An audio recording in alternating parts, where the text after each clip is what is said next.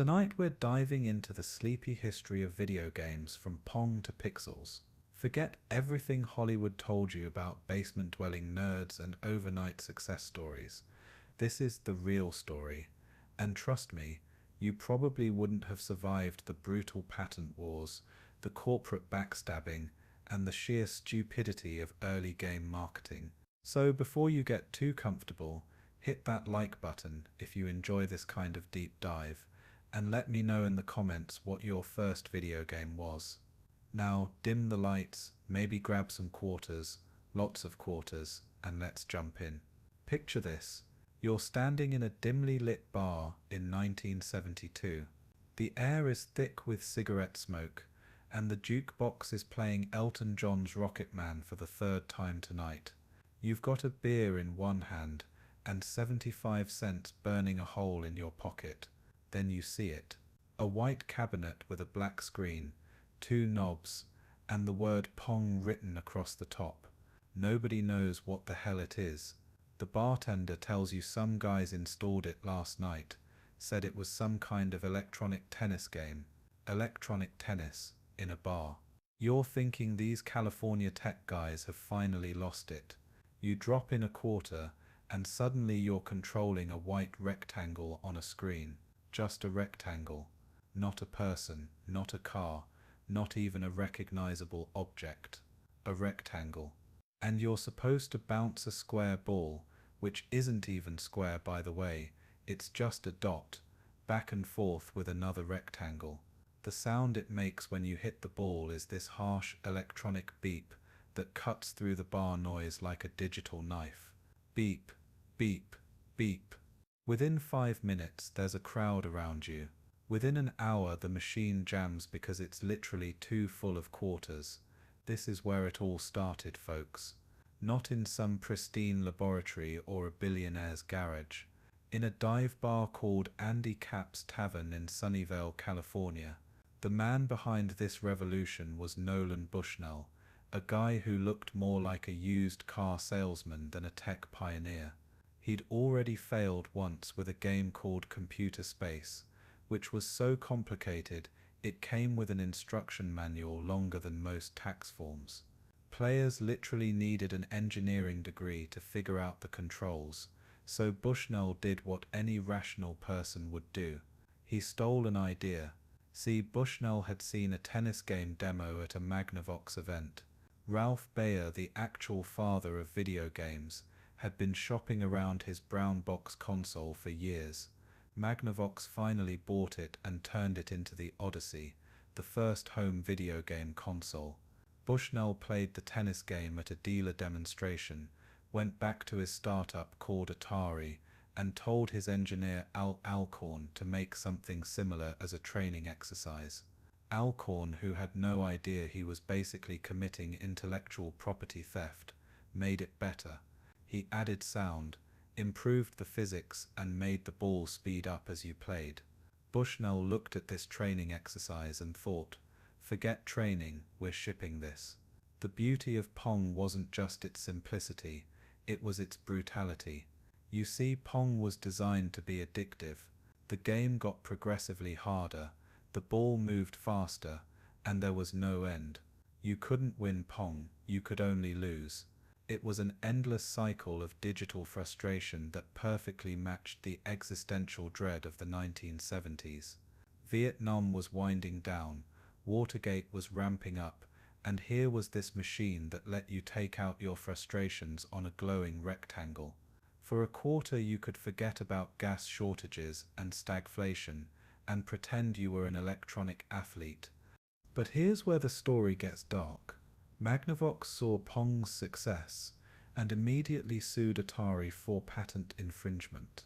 They had every right to. Bushnell had literally signed a guest book at that Magnavox demonstration. His name was evidence. The lawsuit could have killed video games before they even started. But Bushnell was clever. Instead of fighting it, he settled. Atari became a license, paying Magnavox a flat fee, while all of Atari's future competitors would have to pay royalties. Bushnell had turned getting caught, stealing into a competitive advantage. If you were watching from the sidelines, you'd think this guy was either a genius or a sociopath, maybe both. The real victims here were the engineers, Ol Alcorn. The guy who actually built Pong made a salary. No royalties, no stock options, just a paycheck while Bushnell became a millionaire. This would become the template for the entire industry. Creative geniuses doing the work while business guys took the credit and the cash. Comment below if this sounds familiar to your job, because let me tell you, this pattern hasn't changed in 50 years. Now imagine you're a bar owner in 1973. These Atari guys show up with their machine, and you're skeptical. Electronic games in a bar sounds like a recipe for disaster. What happens when drunk people start hitting it? What happens when it breaks? Who fixes it? But then they tell you the numbers. That first Pong machine in Andy Capp's was making $40 a night in quarters. The average bar game, like a pinball machine, made $10 a week. Pong was making 4 times that in a single night. Suddenly, every bar, bowling alley, and pizza joint in America wanted one. But Atari couldn't make them fast enough. So what did they do? They set up production in an abandoned roller rink. Picture this scene. You've got hippies, dropouts, and Hell's Angels literally building circuit boards next to each other. The quality control was so bad that Bushnell hired a local motorcycle gang to handle security because regular employees were stealing components. The place reeked of soda and marijuana. One worker later admitted they would test the machines while high to make sure they were fun enough. This wasn't Silicon Valley cleanroom manufacturing. This was chaos, and the chaos was profitable. Within a year there were over 10,000 Pong machines in the wild. But here's the thing, nobody tells you. Most of them were knockoffs. See, Atari hadn't patented Pong circuits properly. Companies like Allied Leisure, Ramtech, and even established pinball manufacturers started making their own versions. Some were called TV tennis, some were called hockey TV, some were just called electronic tennis. The market was flooded with Pong clones before Atari could even finish their second game. You want to know the really messed up part? This actually helped the industry. The clones made the market bigger.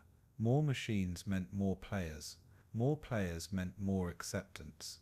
Video games went from weird novelty to standard bar equipment in less than 2 years. But it also established a precedent that would haunt gaming forever. If you had a hit, everyone would copy it. There was no protection, no respect for innovation, just a mad scramble to cash in before the next big thing arrived. The players didn't care about any of this drama. You're standing at a Pong machine in 1974, and you don't know you're participating in a technological revolution.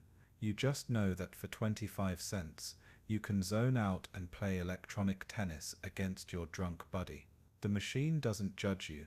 It doesn't care if you're having a bad day. It just sits there waiting for quarters, offering the same simple promise. Move your paddle, hit the ball, try not to lose. By 1975, the home version of Pong was about to change everything. Picture yourself walking into a Sears store, because that's the only place you could buy it. Bushnell had made an exclusive deal with Sears, and they wanted to sell 150,000 units for Christmas. Atari had never made anything close to that volume. They had to set up another sketchy production facility, this time hiring anyone who could hold a soldering iron. Housewives, students, anyone desperate for holiday cash was building Pong consoles. The home version cost $98.50, which is about $500 in today's money. For that price you got a box that did one thing. It played Pong, that's it.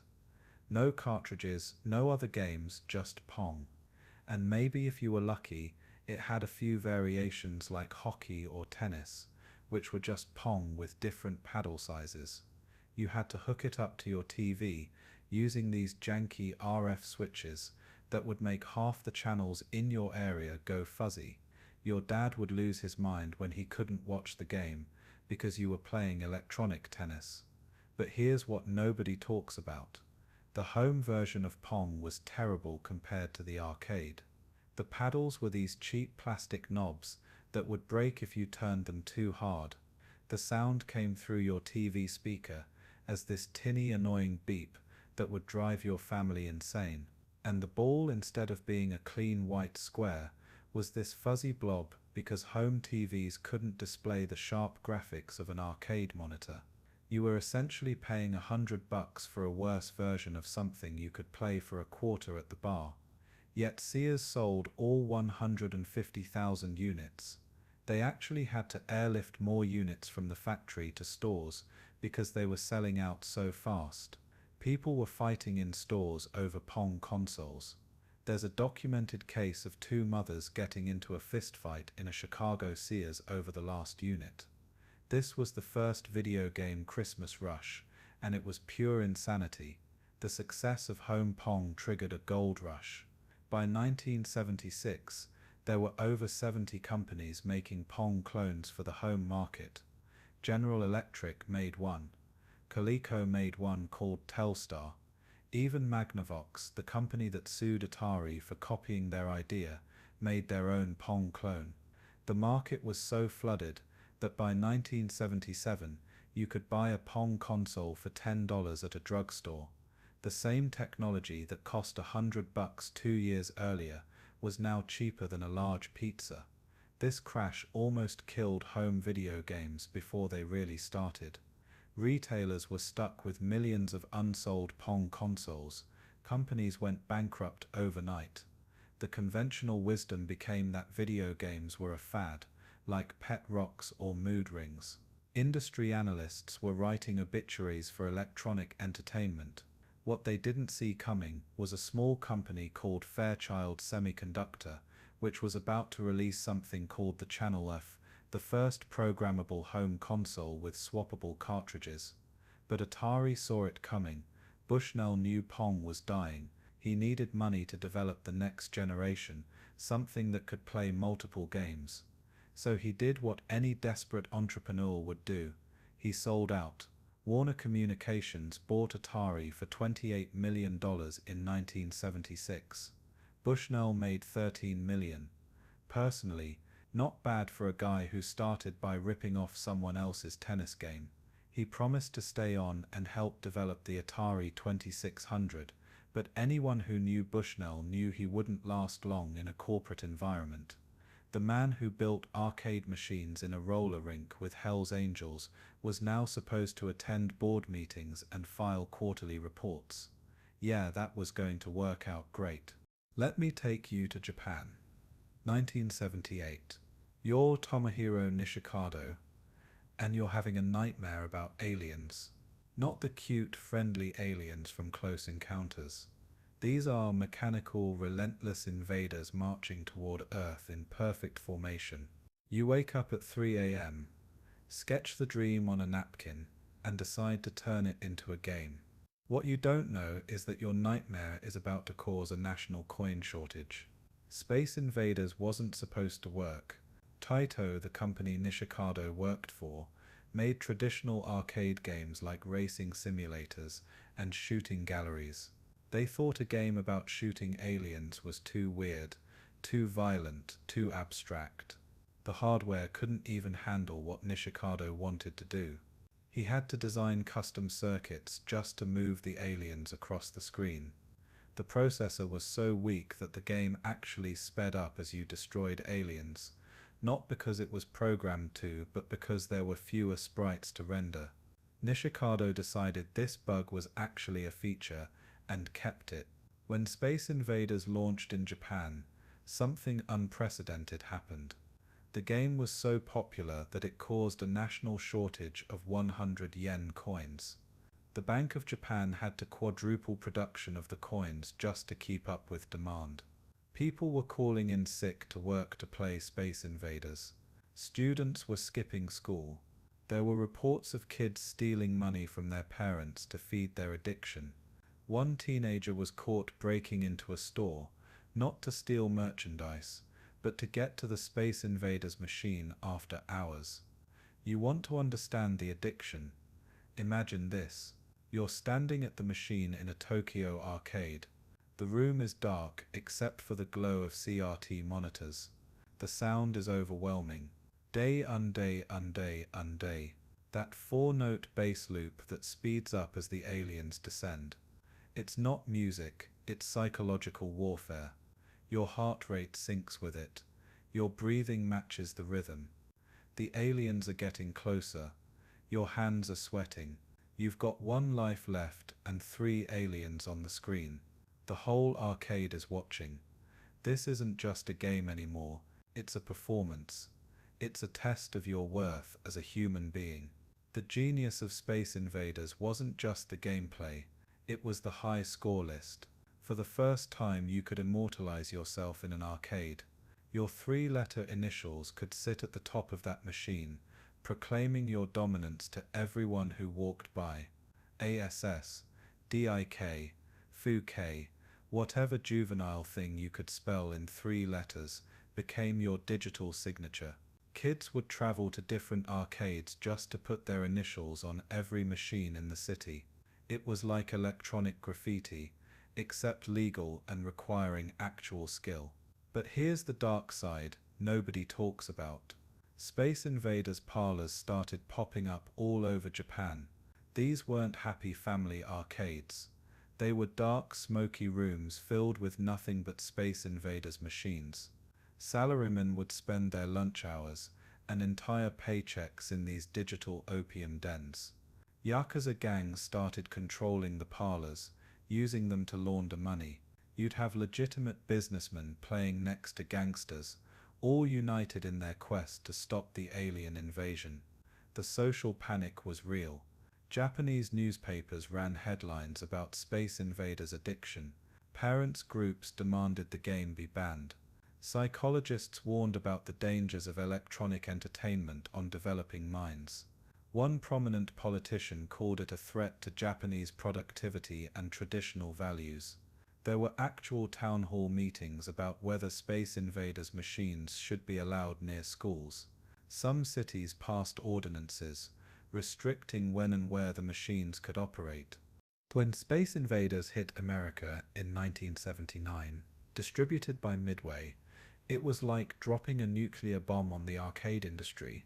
Within a year, there were 60,000 Space Invaders machines in the United States, each one making about $200 a week. Do the math. That's over $600 million a year. In quarters from one game. Atari was still making driving games and tank simulators. They looked at Space Invaders and realized they were still playing in the minor leagues. The American response was predictably extreme. Arcades went from seedy hangouts to legitimate businesses overnight. Shopping malls started adding arcade sections. Pizza places became gaming destinations. Chuck E. Cheese was literally invented because Nolan Bushnell saw how Space Invaders was driving food sales in restaurants. He thought, why not build a restaurant around the games instead of adding games to a restaurant? Genius or insanity? You decide, but you're not a business owner. You're a 13-year-old kid in 1980, and Space Invaders is your religion. You've memorized the patterns. You know that the mystery ship appears every 23 seconds.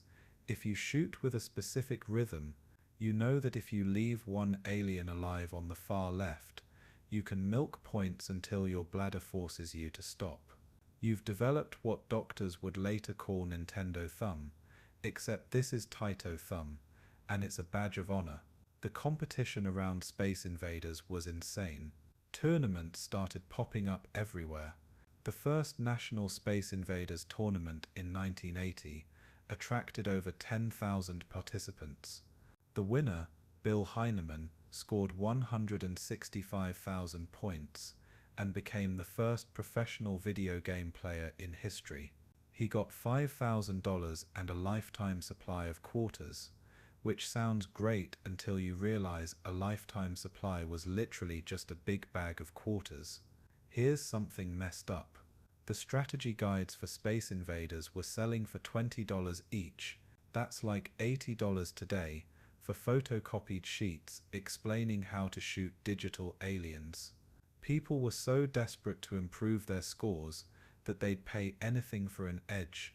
Some guides were complete BS, telling players to hold the joystick a certain way or tap the fire button in Morse code patterns. Desperate kids would try anything, creating urban legends about secret techniques that spread through arcades like digital folklore. The cultural impact was bizarre. Space Invaders showed up in movies, TV shows, and music. The Pretenders released a song called Space Invader.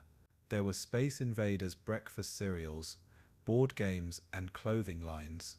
You could buy Space Invaders bed sheets, which is deeply weird when you think about it. Imagine trying to sleep while surrounded by images of an endless alien invasion. Sweet dreams, kids. The knockoffs were immediate and shameless. Galaxian, Galaga, Defender, Phoenix, every company rushed to make their own alien shooting game. Some were innovative improvements. Galaxian added color and diving enemies. Defender added horizontal scrolling and complex controls that required 3 hands to play properly. Others were lazy cash grabs.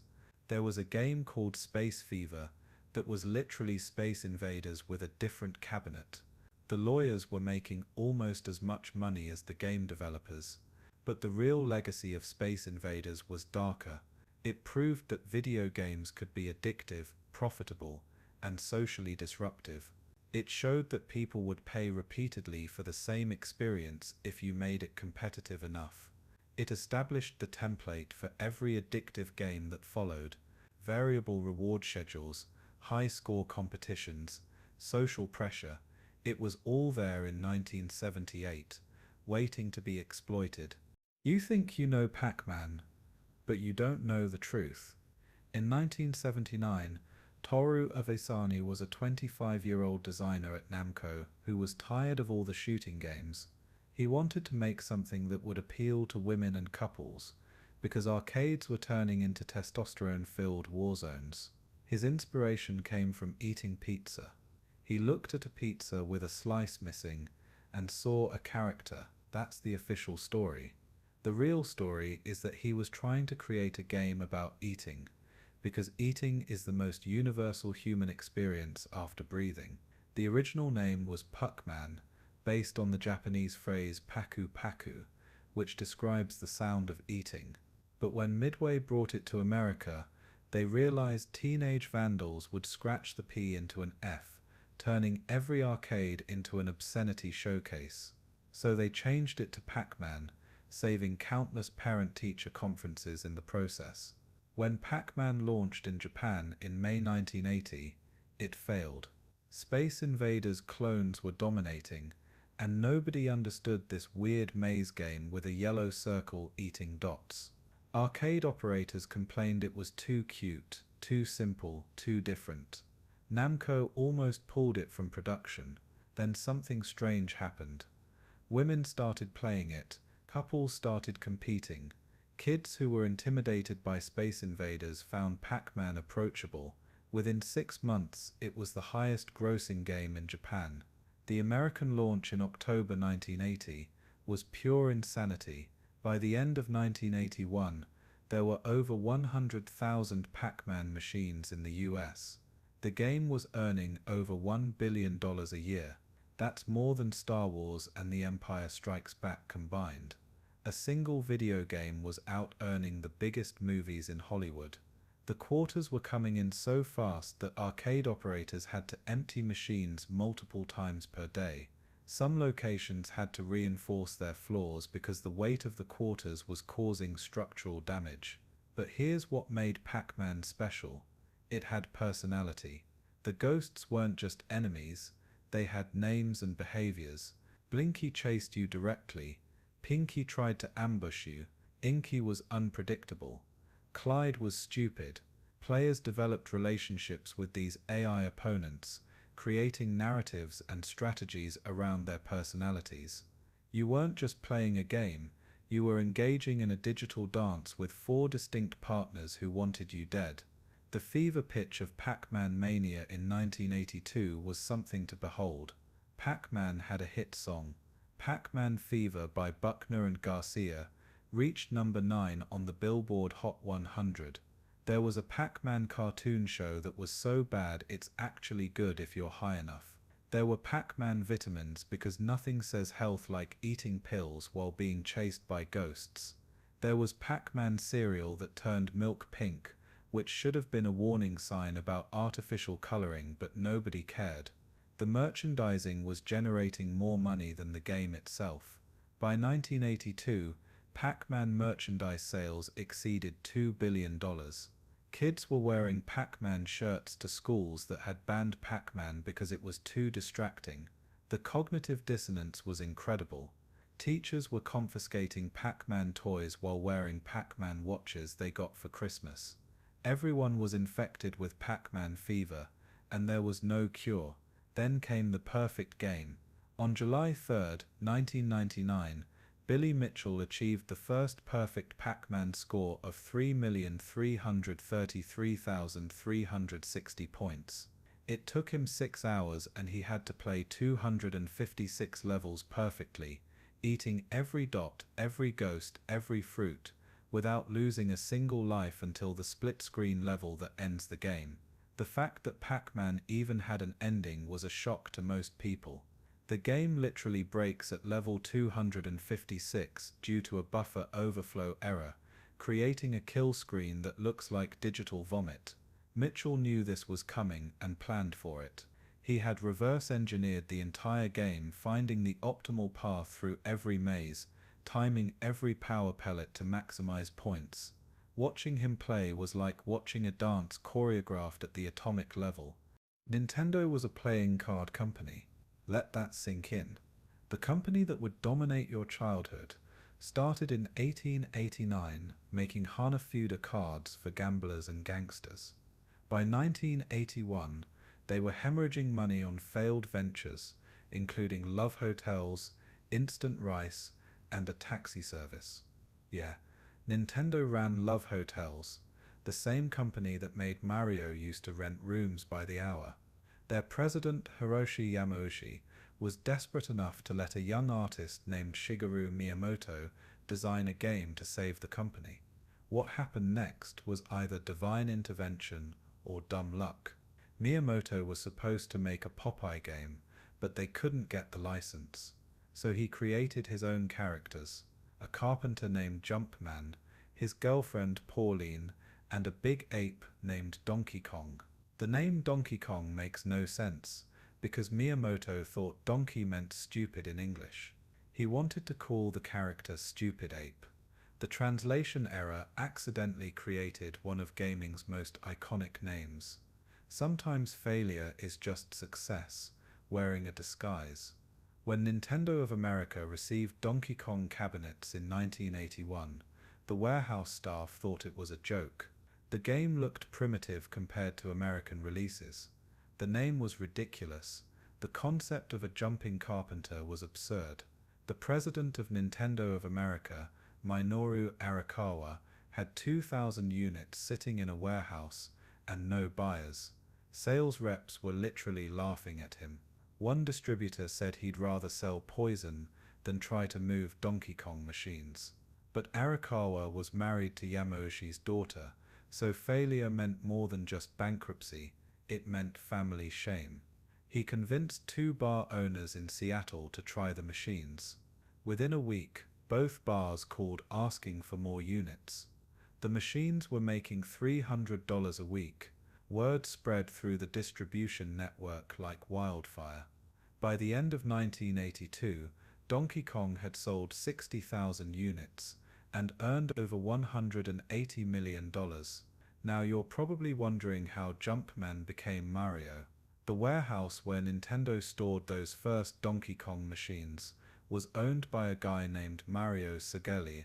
When Nintendo was late on rent, Segeli showed up screaming at Arakawa, threatening eviction.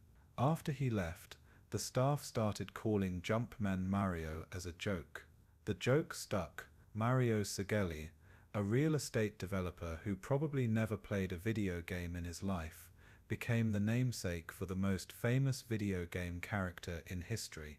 He died in 2018, having made more from real estate than Nintendo ever paid him in naming rights, which was zero. The innovation of Donkey Kong wasn't just the jumping mechanic, though that was revolutionary, it was the narrative structure. This was the first game with a beginning, middle, and end that told a story through gameplay. You could see the girl get kidnapped. You could see her call for help. You could see the ape taunt you. Every death meant watching that story repeat, building emotional investment through repetition. Players weren't just trying to get a high score anymore, they were trying to save Pauline. The difficulty curve was sadistic. The first level was manageable, teaching you the basics. The second level introduced conveyor belts and fireballs. The third level had elevators and springs. The fourth level required pixel-perfect jumping while hammering enemies. Then it repeated, but faster and with more enemies. Most players never saw beyond level 3. The game was actively hostile to casual players, demanding perfection and punishing the slightest mistake with instant death. But that difficulty created something beautiful. Donkey Kong masters became arcade celebrities. People would gather to watch someone attempt the higher levels. The spring level in particular became legendary for its difficulty. There's a specific jump on the third girder that requires frame-perfect timing. Miss it by 1/60th of a second, and you die. Players would practice this jump hundreds of times, developing muscle memory so precise they could do it blindfolded. Universal Studios sued Nintendo in 1982, claiming Donkey Kong violated their King Kong trademark. This was corporate bullying at its finest. Universal's lawyer literally told Nintendo's Howard Lincoln, "We will destroy your company." They wanted all profits from Donkey Kong plus damages. Nintendo was a small Japanese company with maybe 50 employees in America. Universal was a Hollywood giant. This should have been a massacre. But Nintendo hired John Kirby, a lawyer who discovered something amazing. Universal had previously argued in court that King Kong was in the public domain when they were being sued by RKO. They had literally won a case by claiming nobody owned King Kong, and now they were claiming they owned it. Kirby destroyed them in court using their own arguments against them. The judge not only ruled in Nintendo's favor, but ordered Universal to pay Nintendo over $1 million in damages. Nintendo was so grateful they named a character after John Kirby, that pink puffball who eats everything. That's their thank you to the lawyer who saved Mario. They also gave him a $30,000 sailboat, because apparently that's what lawyers wanted in 1983. Kirby used that boat until he died. Probably the only person in history to sail around on a boat earned by defending a video game ape. The Donkey Kong ports were where things got weird. The Atari 2600 version looked like abstract art. Mario was literally 4 pixels. Donkey Kong looked like a brown blob. The barrels were squares. Playing it was like trying to interpret a dream sequence drawn by a toddler. Yet it sold over 4 million copies because kids were desperate to play Donkey Kong at home, even if it looked like garbage. The ColecoVision version was better, but it came with a secret weapon. Coleco bundled it with their console as a pack in-game. This was unprecedented. You bought the system and got Donkey Kong free.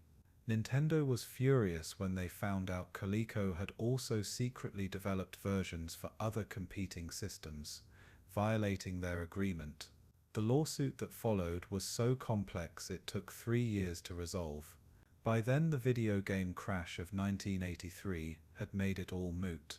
But the real drama was happening in the arcades. Players were discovering that Donkey Kong had a kill screen at level 22. The timer starts at 0 and you die instantly. It's impossible to progress. This wasn't intentional, it was a programming error. Miyamoto had never expected anyone to get that far. The game literally couldn't comprehend someone being that good. It was like the game was saying, "Okay, you win. Now please go outside." The competition to reach the kill screen became an obsession for elite players. They developed strategies like point pressing, where you'd maximize score on each level by jumping over barrels repeatedly, grabbing hammers at specific times, and finishing levels with exact timing bonuses. A perfect game of Donkey Kong requires over 3 hours of flawless play. One mistake and you start over. The pressure was so intense that players would develop physical symptoms like tremors and tunnel vision. In 2007, a documentary called The King of Kong followed the rivalry between Billy Mitchell and Steve Wiebe for the Donkey Kong world record. It exposed the bizarre political, almost cult-like world of competitive arcade gaming. Mitchell, who already held the Pac-Man record, was portrayed as the villain, while Wiebe was the everyman hero. The documentary didn't mention that Mitchell allegedly used a modified circuit board, a scandal that would explode years later when his scores were stripped from the record books. The drama around two middle-aged men playing a game from 1981 was more compelling than most Hollywood scripts. Donkey Kong's success triggered Nintendo's transformation from toy company to gaming empire. But here's what nobody tells you about that transition. Nintendo's employees in Japan thought video games were beneath them. They were a century-old company that survived World War II, and now they were making games about Italian plumbers. Senior executives were literally ashamed to tell their families what Nintendo was doing. The cultural shift required was massive. Yamauchi ruled Nintendo like a feudal lord. He fired executives who questioned him, including his own son-in-law. He refused to attend industry events because he thought other gaming executives were beneath him. He once said that software developers were artists who should be treated like horses, whipped when necessary to produce results. This was the man shepherding Nintendo into the digital age. No wonder their games were so weird. The arcade business was changing too. Donkey Kong Jr. came out in 1982, where you played as Kong's son trying to save him from Mario, who was now the villain. Yeah, Mario was the bad guy. The only time in history that happened. The game was even harder than the original, with fruit-throwing birds and electric sparks that killed you instantly. It made less money because players were getting frustrated with the difficulty. The arcade arms race of making games harder to extract more quarters was starting to backfire. Then came Mario Bros. In 1983, introducing Luigi and simultaneous two-player action. This should have been revolutionary, but it almost killed the franchise. The game was frustrating to play cooperatively because you could kill each other. Friendships ended over Mario Bros.' siblings stopped speaking. The phrase "I didn't mean to jump on your head" became the most common lie in arcades. Nintendo had accidentally created a relationship destroyer disguised as a fun multiplayer game. The POW block in Mario Bros. Was actually a bug fix. The game would slow down with too many enemies on screen, so they added a way to clear them all at once. Players thought it was a strategic element. Nope, it was literally just to prevent the hardware from melting. Half of classic gaming's most beloved features were accidents or technical limitations turned into gameplay mechanics. Meanwhile, bootleg Donkey Kong machines were flooding the market. Crazy Kong, Donkey King, Monkey Kong, the knockoffs were shameless. Some were exact copies with slightly different colors. Others added new levels that were impossibly hard because the bootleggers didn't understand game balance. Playing a bootleg Donkey Kong was like playing a fever dream version where the physics were wrong and Mario could randomly die for no reason. The home computer ports were even stranger. The Commodore 64 version had music that sounded like a funeral dirge. The Apple II version had Mario wearing what looked like a green diaper. Each port was made by different programmers who had never seen the original code, just played the arcade game, and tried to recreate it from memory. It was like a game of digital telephone where each version got progressively more bizarre. Nintendo was learning something crucial from all this chaos. They needed to control their platforms completely. No more licensing to companies that would make garbage ports. No more letting distributors dictate terms. They were planning something that would shock the industry, a home console with arcade-quality graphics and lockout chips to prevent unauthorized games. The Famicom was coming, and with it Nintendo's iron-fisted control over video gaming. But first the entire industry had to collapse. And oh boy, was that collapse going to be spectacular. The year 1983 was approaching, and with it the video game apocalypse that nobody saw coming except the people who were actively causing it. December 1982. You're an Atari executive looking at sales projections for the E.T. video game. Steven Spielberg's movie just made $700 million. You've paid $21 million for the license. Plus Spielberg gets $1 million bonus. Your CEO, Ray Kassar, promises retailers 5 million cartridges by Christmas. There's just one tiny problem. You have 5 weeks to make the entire game. What could possibly go wrong? Howard Scott Warshaw got the call. He'd made Raiders of the Lost Ark for Atari, which was actually decent. Spielberg personally requested him for E.T. When Warshaw said he needed 6 months minimum, Kassar laughed. You have 5 weeks, he said. Make it happen. Warshaw, high on his own success, and probably cocaine because it was the 80s, said yes. He locked himself in a room and programmed for 36 hours straight, living on pizza and caffeine, creating what would become the worst game in history. The game shipped on December 2nd, 1982. By December 3rd, children across America were crying. The game made no sense. Falls into pits constantly. Getting out requires levitating, but the controls are so bad you just fall back in. You're supposed to collect phone pieces, but they're invisible and randomly placed. FBI agents chase you for no reason. Scientists kidnap you and steal your phone pieces. The game is actively hostile to fun. It's like Warshaw deliberately created an anti-game, something that would make children hate video games forever. Parents were returning E.T. cartridges faster than stores could process them. Atari had manufactured 5 million units, but sold only 1.5 million. That means 3.5 million E.T. cartridges were sitting in warehouses, each one a $20 monument to corporate stupidity. Retailers were demanding refunds. The game was so bad it was destroying Atari's relationships with every major store chain in America. But E.T. was just the tip of the iceberg. Atari was pumping out garbage at an industrial scale. They released a port of Pac-Man that looked like someone had described the game over a bad phone connection. The ghosts flickered so badly they could trigger seizures. The maze was wrong. The sound was like nails on a chalkboard. They made 12 million Pac-Man cartridges for a console base of 10 million. They literally made more games than there were systems to play them on. The numbers were staggering. Atari lost over $500 million in 1983. Warner Communications stock dropped by 35% in a single day when they announced the losses. Ray Kassar was forced to resign after being investigated for insider trading. He'd sold 5,000 shares just before announcing the disastrous earnings. The SEC was circling like vultures over a corpse that was still twitching. By September 1983, the unthinkable happened.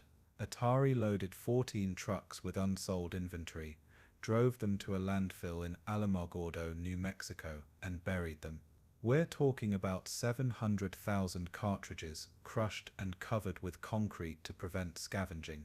The local news filmed it, creating one of gaming's most infamous images, bulldozers pushing E.T. cartridges into a mass grave.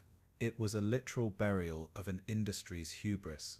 The urban legend grew that millions of E.T. cartridges were buried there, but the truth was worse. It wasn't just E.T., it was the entire Atari catalog. Defenders, Berserk, Raiders of the Lost Ark, even good games were buried because the market was so oversaturated that nothing was selling. Stores were using Atari cartridges as doorstops. One retailer in Texas built a window display Christmas tree entirely out of unsold Atari games. The crash spread like a virus through the industry. Mattel Electronics, makers of Intellivision, lost over $300 million and shut down. Coleco, riding high on ColecoVision, saw their stock drop by 90%. Magnavox killed the Odyssey line, companies you've never heard of, like Emerson, Spectra Video, and Entex disappeared overnight, taking investor money with them. It was a massacre. Retailers were the walking wounded. Toys R Us had an entire warehouse full of unsold video games. They couldn't give away. They tried bundling 10 games for $20. Nobody wanted them. Sears cancelled all video game orders and converted their game sections to computer software. JCPenney dumped their entire inventory at a loss and swore off video games forever. The phrase video game became retail poison. The third-party developers were annihilated. Imagic, founded by Atari and Intellivision veterans, went from 150 employees to 0 in 6 months. Their offices were abandoned so quickly that designers left personal items behind. Years later, urban explorers found design documents for unreleased games scattered on the floor like dead leaves. Activision, the only third party to survive, laid off 70% of their staff and pivoted to computer games. You want to know how bad it was? In 1982, the video game industry was worth $3.2 billion. By 1985, it was worth $100 million. That's a 97% decline. Imagine if movies or music lost 97% of their value in 3 years. That's not a crash. That's an extinction event. Industry analysts were declaring video games dead. Time magazine ran an article titled "Video Games Are Suddenly Dying." The New York Times obituary section might as well have included the entire industry. The ripple effects were bizarre. Arcade owners who'd invested everything in video games were going bankrupt. There are documented cases of arcade owners burning their machines for insurance money. One guy in Phoenix drove his entire inventory into the desert and used them for target practice. The photos of shot-up Pac-Man machines in the Arizona sun are weirdly artistic, like post-apocalyptic sculpture. The human cost was devastating. Thousands of programmers, artists, and designers lost their jobs overnight. These were people who'd moved to Silicon Valley or Boston chasing the digital gold rush, only to find themselves unemployed with skills nobody wanted. Some pivoted to business software, others left tech entirely. One Atari programmer became a carpenter, saying he wanted to build things that actually worked. But here's the twisted part. While America was burying video games in the desert, Japan was thriving. Nintendo's Famicom launched in July 1983 to massive success. Sega's SG-1000 was selling steadily. Japanese developers were watching the American crash like rubberneckers at a car accident, taking notes on what not to do. They saw the lack of quality control, the retailer rebellion, the consumer betrayal, and they planned accordingly. The crash created a lost generation of gamers. Kids who got burned by E.T. and bad Pac-Man ports stopped playing entirely. Parents who'd spent hundreds on systems and games that became worthless overnight swore off video games. An entire cohort of potential gamers was traumatized out of the hobby. When Nintendo tried to enter America in 1985, they had to literally disguise the NES as an entertainment system with a robot because nobody would stock a video game console. The survivors of the crash were either incredibly lucky or incredibly smart. Electronic Arts, founded in 1982, survived by focusing on computer games and treating developers like artists, even putting their photos on game boxes like album covers. Their CEO Trip Hawkins would later say the crash was the best thing that happened to EA because it eliminated all their competition. Activision survived through pure desperation. They ported everything to computers, made educational software, even produced a BMX biking game featuring David Crane's actual face. They were throwing everything at the wall to see what stuck. Their game Ghostbusters, released in 1984 during the depths of the crash, actually made money because it was on computers, not consoles. The console version was garbage, but nobody cared because nobody was buying consoles. The computer game market exploded as console gaming died. The Commodore 64, Apple II, and IBM PC became the new gaming platforms. But these were expensive machines that required technical knowledge. You couldn't just plug them into your TV and play. You had to load games from cassette tapes or floppy disks, often typing commands to start them. Gaming became a niche hobby for nerds with disposable income. The arcade industry, which you'd think would benefit from the home console crash, was also struggling. The golden age was over. Revenues dropped from $8 billion in 1982 to $4 billion in 1984. The problem was that arcade games had become too hard, designed to eat quarters rather than provide fun. Players were getting frustrated and walking away. The social spaces that arcades provided were being replaced by home computers and MTV. The crash changed how games were sold forever. Before 1983, retailers bought games outright and ate the losses on unsold inventory. After getting burned, they demanded sale or return policies, where publishers had to take back unsold games. This shifted all the risk to publishers and created the pre-order culture we have today.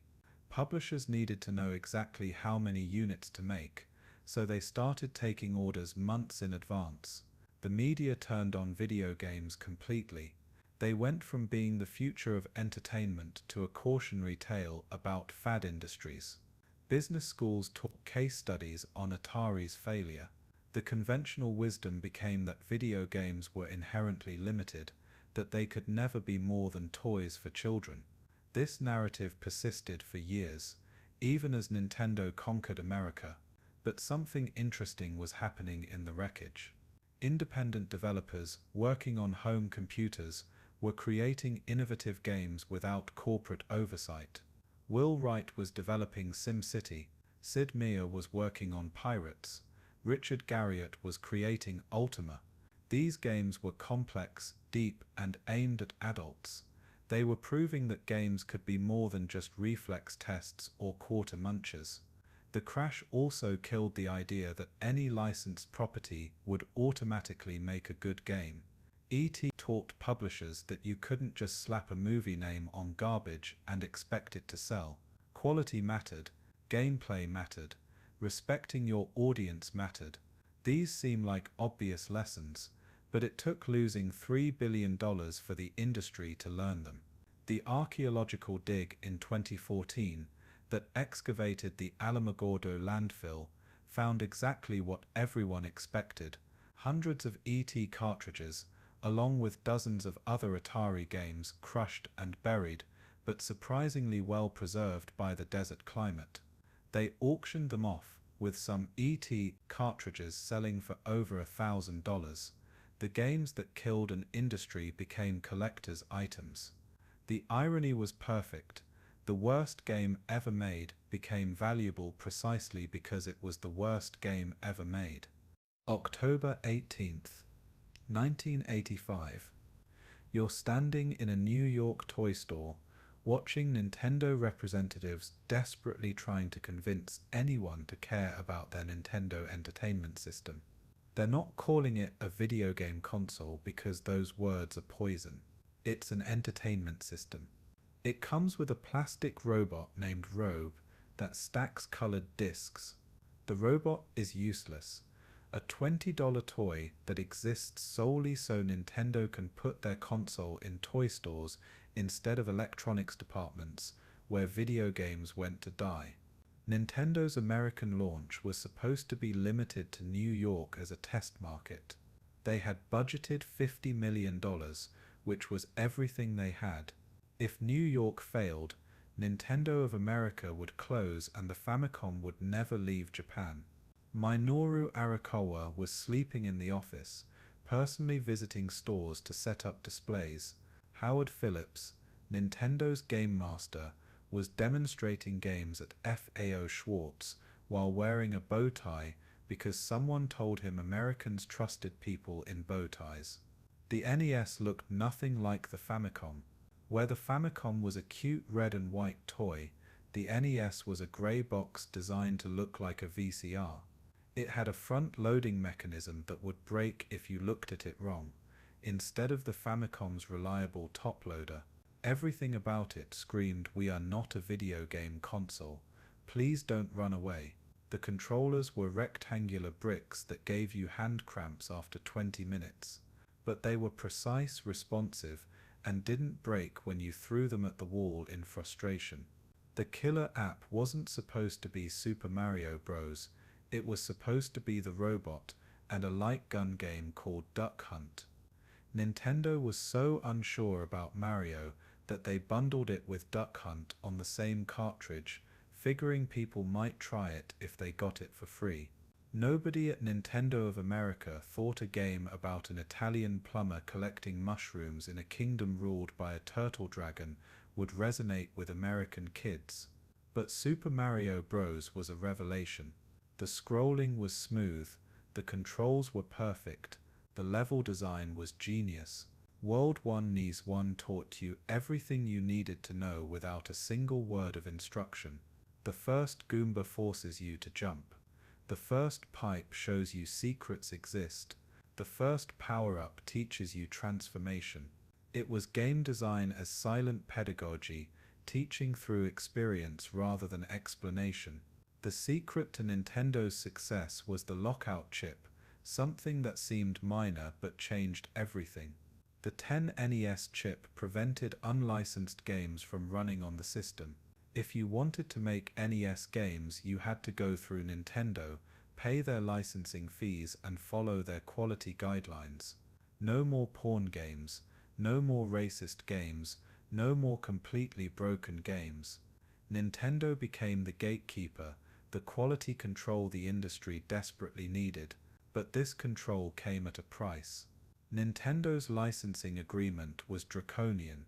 Publishers could only release 5 games per year. Nintendo manufactured all cartridges and charged publishers up front. Games had to be exclusive to NES for 2 years. Nintendo took a 30% royalty on every sale. Publishers called it extortion. Nintendo called it quality control. Players called it awesome because the games actually worked. The Nintendo seal of quality was genius marketing. It meant nothing except that Nintendo had approved the game and collected their fees. It didn't mean the game was good. There were plenty of terrible NES games with that golden seal. But to consumers burned by the crash, it meant the game would at least function. It wouldn't crash your system or be literally unplayable. That was a selling point in 1985. By Christmas 1985, Nintendo had sold 90,000 units in New York. Not amazing, but enough to expand. They rolled out to Los Angeles, then Chicago, then nationally. By the end of 1986, they'd sold 1.1 million units. By 1988, Nintendo owned 90% of the American video game market. It wasn't a recovery. It was a complete takeover. The games were unlike anything Americans had seen. The Legend of Zelda came with a golden cartridge and a battery backup that let you save your game. Think about that. Before Zelda, every game started from scratch. You couldn't save progress. Zelda remembered where you were, what items you had, which dungeons you'd beaten. It turned gaming from a sprint into a marathon. Kids were drawing maps on graph paper, calling each other to share secrets, creating the first real gaming community. Metroid revealed something mind-blowing at the end. The space warrior you'd been playing as for hours was a woman. Samus Aran takes off her helmet, and players' minds exploded. This was 1986. Female protagonists in games basically didn't exist, and Nintendo had tricked everyone into playing as one without them knowing. The faster you beat the game, the less clothing Samus wore in the ending, which was problematic in hindsight but revolutionary at the time. Mega Man was Capcom's gift to masochistic gamers. The game was so hard it made grown adults cry. You had to beat 8 robot masters in a specific order to get weapons that would help with other bosses. Die, and you start the entire level over. No checkpoints, no mercy. The box art was hilariously bad, showing Mega Man as a middle-aged man in blue spandex holding a pistol. It looked like a tax attorney cosplaying at Comic-Con. But the real money wasn't in first-party games. Third-party developers were making fortunes within Nintendo's walled garden. Konami's Contra gave every kid nightmares about alien invasions. The Konami code up, up, down, down, left, right, BA start became gaming's first universal cheat code. Every kid knew it. Teachers found it written in notebooks. It was like a secret handshake for the Nintendo generation. Castlevania created the gothic horror platformer genre. You played as Simon Belmont, whipping Dracula's minions with perfect animation and a soundtrack that had no business being that good on 8-bit hardware. The difficulty curve was brutal but fair. Every death was your fault. The game trained you to be better through punishment. It was Catholic guilt transformed into game design. Capcom was printing money with every release.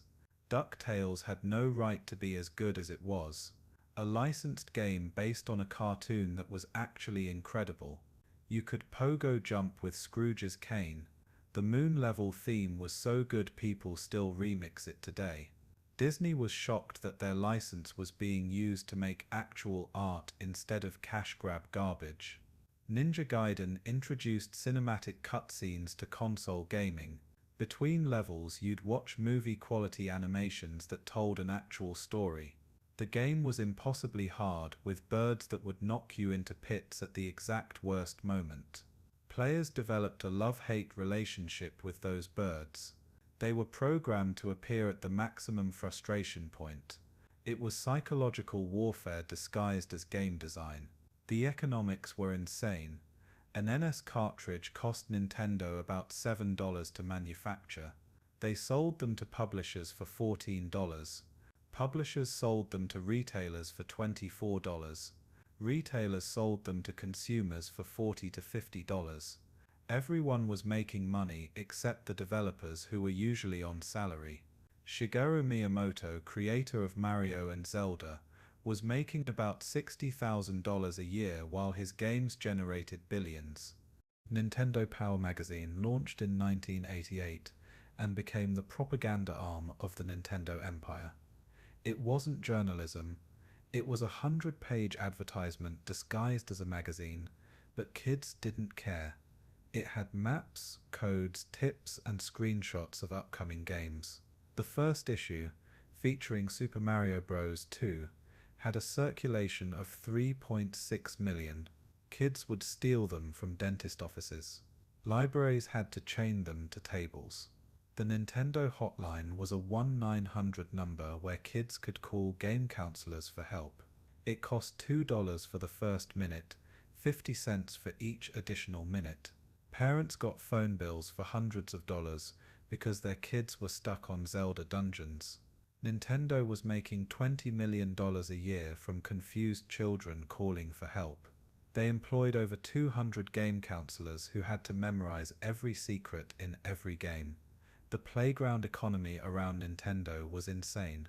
Kids would rent games from video stores and try to beat them in a weekend. Blockbuster made more money from late fees on Nintendo games than from movie rentals. There was a black market for game saves. Kids would sell Zelda cartridges with completed games for premium prices. Someone figured out how to clone save files and was making hundreds of dollars until Nintendo changed the battery design. The accessories were shameless cash grabs. The Power Glove cost $75 and barely worked. You were supposed to control games with hand gestures, but it was so imprecise you'd end up punching your TV in frustration. The Power Pad was a mat you ran on, predating Dance Dance Revolution by a decade. Most people used it twice before it became a very expensive cat bed. Nintendo's censorship was bizarre and inconsistent. No blood, no religious symbols, no alcohol, no sexual content. Castlevania's crosses became boomerangs. Punch-Out's vodka became soda pop. But somehow River City Ransom let you beat people with trash cans until they coughed up money. The logic was incomprehensible. Violence was fine as long as it was cartoon violence.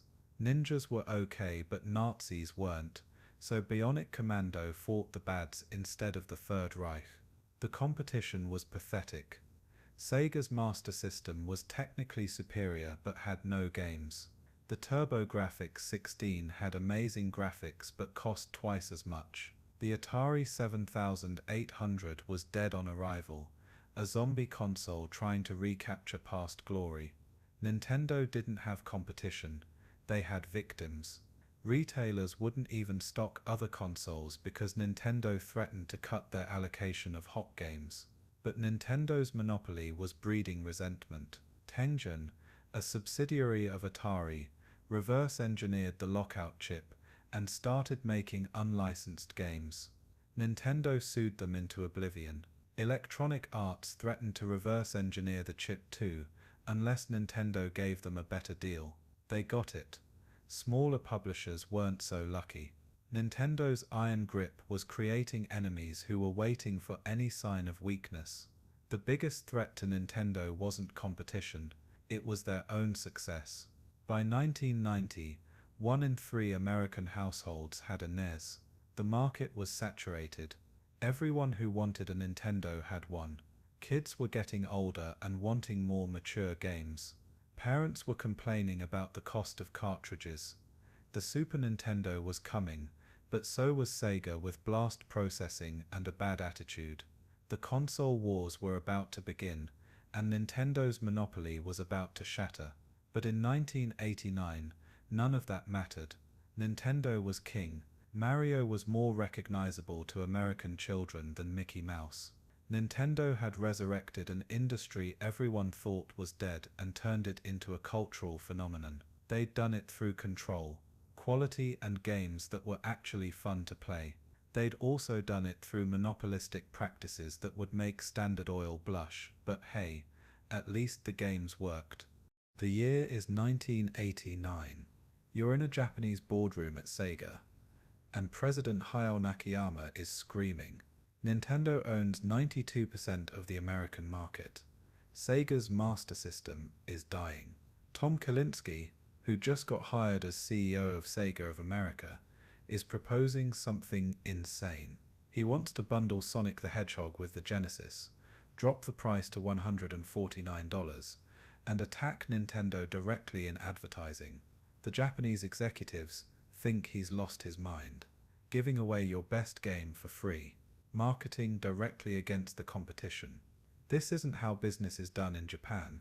But Kalinske wasn't from Japan. He was the guy who saved Barbie and He-Man at Mattel. He understood American marketing. He knew that Nintendo's squeaky clean image was vulnerable. Kids were getting older.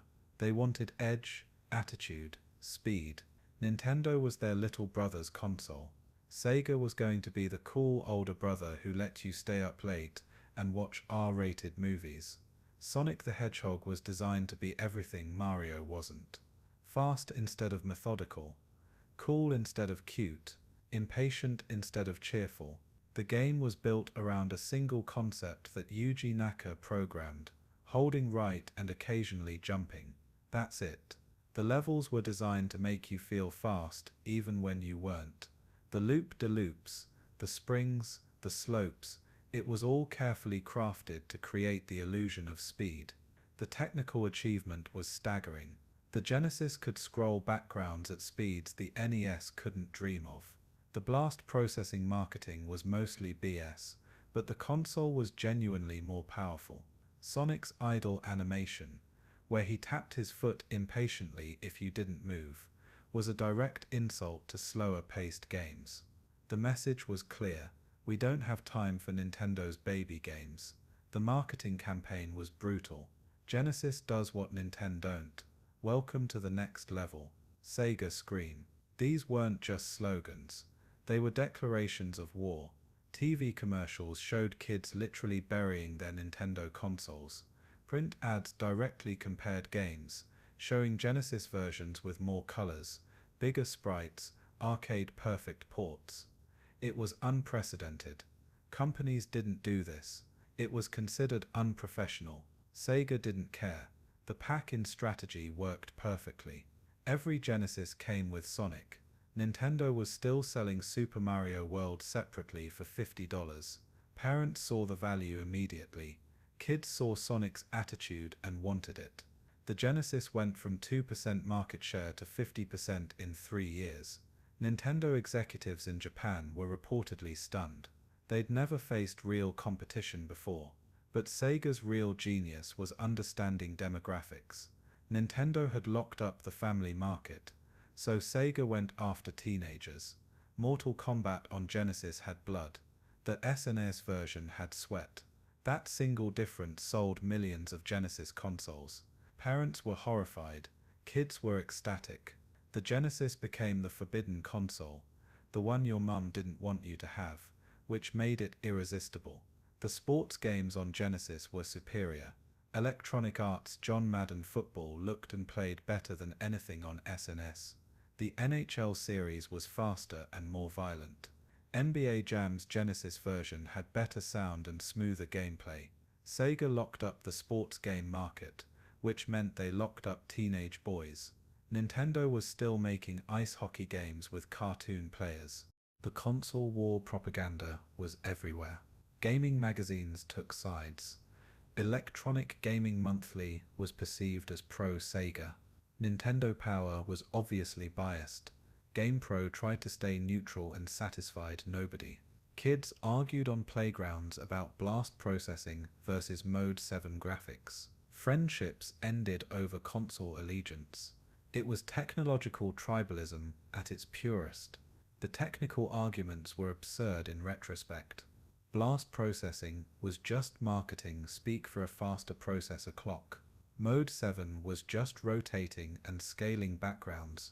The Genesis had better sound synthesis, but needed special chips for samples. The SNES had more colors, but slower processing.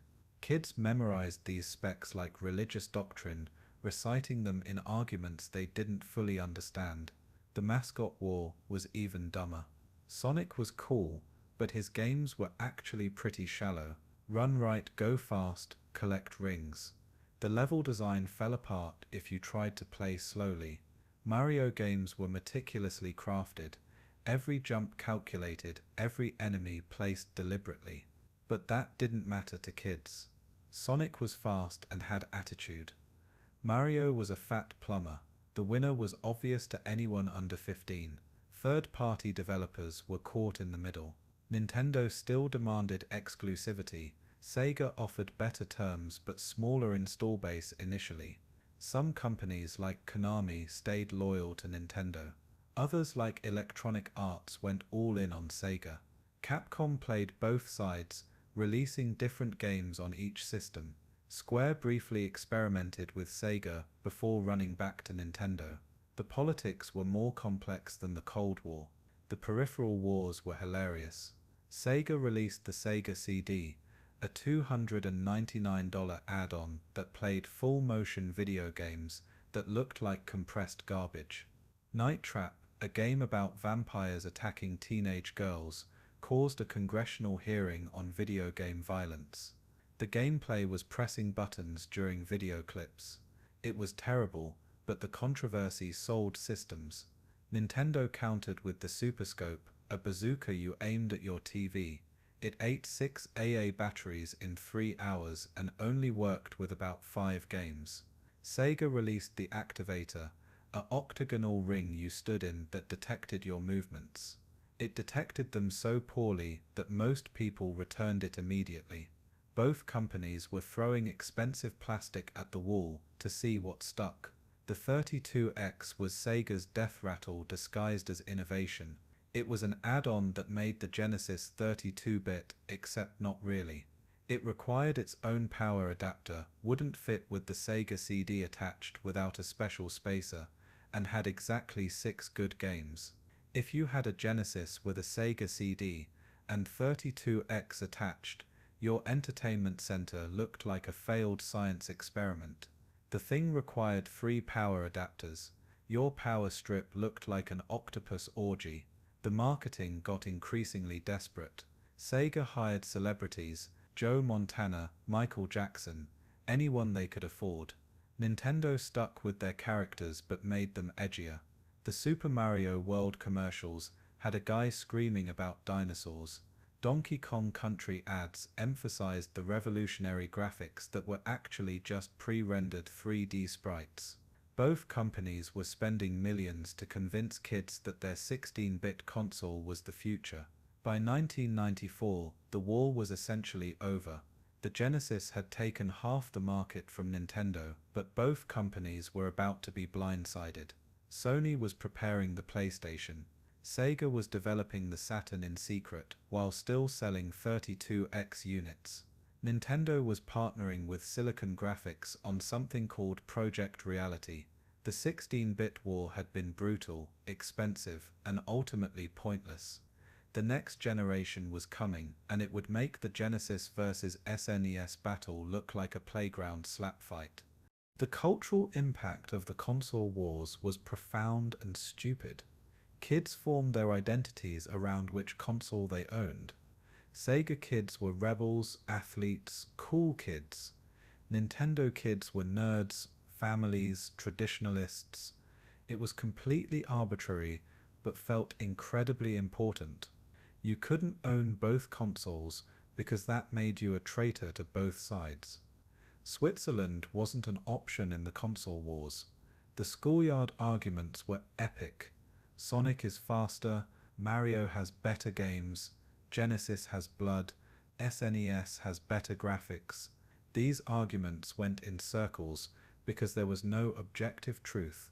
Both consoles were good at different things, but nuance doesn't exist when you're 12 and your entire identity is wrapped up in a grey plastic box. Game stores became battlegrounds. Cheese stores became battlegrounds. Funcoland employees would push whatever system had better margins that week. Babbage's would segregate Genesis and SNES sections like hostile territories. Electronics boutique clerks would mock your choice regardless of what you picked. The retail experience was actively hostile, but kids kept coming back because where else could you buy games? The rental market exploded during the console wars. Blockbuster made more from game rentals than movie rentals by 1993. Kids would rent games to prove to their friends that the other console had garbage games. Renting a bad game from the competing console and forcing your friends to watch you play, it was psychological warfare. Look how terrible Shaq Fu is, see Genesis sucks. Meanwhile, SNES had Rise of the Robots, which was equally terrible. The magazine coverage was biased beyond belief. Game journalists were taking bribes, which they called preview events, where companies would fly them to resorts to play unreleased games. The reviews were purchased with swag bags and open bars. Every game was either revolutionary or garbage, no middle ground. Review scores became weapons in playground arguments. EGM gave it an 8.5, so it's obviously better. The import scene was thriving. Kids were paying $200 for Japanese cartridges and converter units to play games that wouldn't come to America for years if ever. Super Famicom games worked on SNES with a simple modification. Mega Drive games needed special adapters. Playing imported games made you elite, even if you couldn't read Japanese and had no idea what was happening. The cheat code industry was booming. Game Genie and Game Shark sold millions of units. These devices let you modify game code, giving yourself infinite lives or invincibility. Nintendo sued Galoob over Game Genie, claiming it created derivative works. They lost, establishing that consumers had the right to modify their own games. This legal precedent would later protect modding communities and emulation. The environmental impact was catastrophic. Millions of plastic cartridges were manufactured, most of which are now in landfills. The boxes were oversized to prevent shoplifting, wasting cardboard. The instruction manuals nobody read consumed entire forests. The batteries in cartridges are leaking acid as we speak. The console wars were an ecological disaster that nobody talks about. By 1995, both Nintendo and Sega were exhausted. They'd spent hundreds of millions on marketing. They'd divided the gaming community into hostile camps. They'd created a culture of brand loyalty that was toxic and stupid. And for what? Sony was about to enter the market with CD-based games that cost $2 to manufacture versus $15 for cartridges. The PlayStation would destroy both of them using their own tactics against them. The console wars never really ended. They just evolved. PlayStation versus Xbox, PC versus console, mobile versus everything. The tribalism that Sega and Nintendo created in the early 90s became the template for all tech competition. Pick a side, defend it irrationally, attack the competition personally. It's exhausting, unproductive, and apparently human nature. Comment below which console you owned, and why the other one was garbage. Some wounds never heal. January 1991. You're standing in a Soviet computer lab in Moscow, watching Alexei Pajitnov delete another letter from Nintendo's lawyers. He created Tetris in 1984, while working at the Soviet Academy of Sciences, testing the power of their Electronica 60 computer. The Soviet government owns his creation.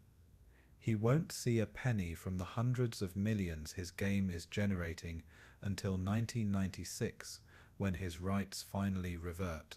But right now, in this moment, he's watching his geometric fever dream conquer the world from behind the Iron Curtain. The origin of Tetris is pure Soviet. Pajitnov was supposed to be testing computer hardware, but spent his time making games. His supervisor allowed it because games pushed the hardware harder than real applications. Tetris was inspired by pentominoes, a puzzle where you fit geometric shapes into boxes. Pajitnov simplified it to 4-block tetrominoes because the computer couldn't handle 5. The game was literally limited by Soviet technology. The first version had no graphics, just ASCII brackets and spaces forming shapes. No score, no levels, just blocks falling faster and faster until you died.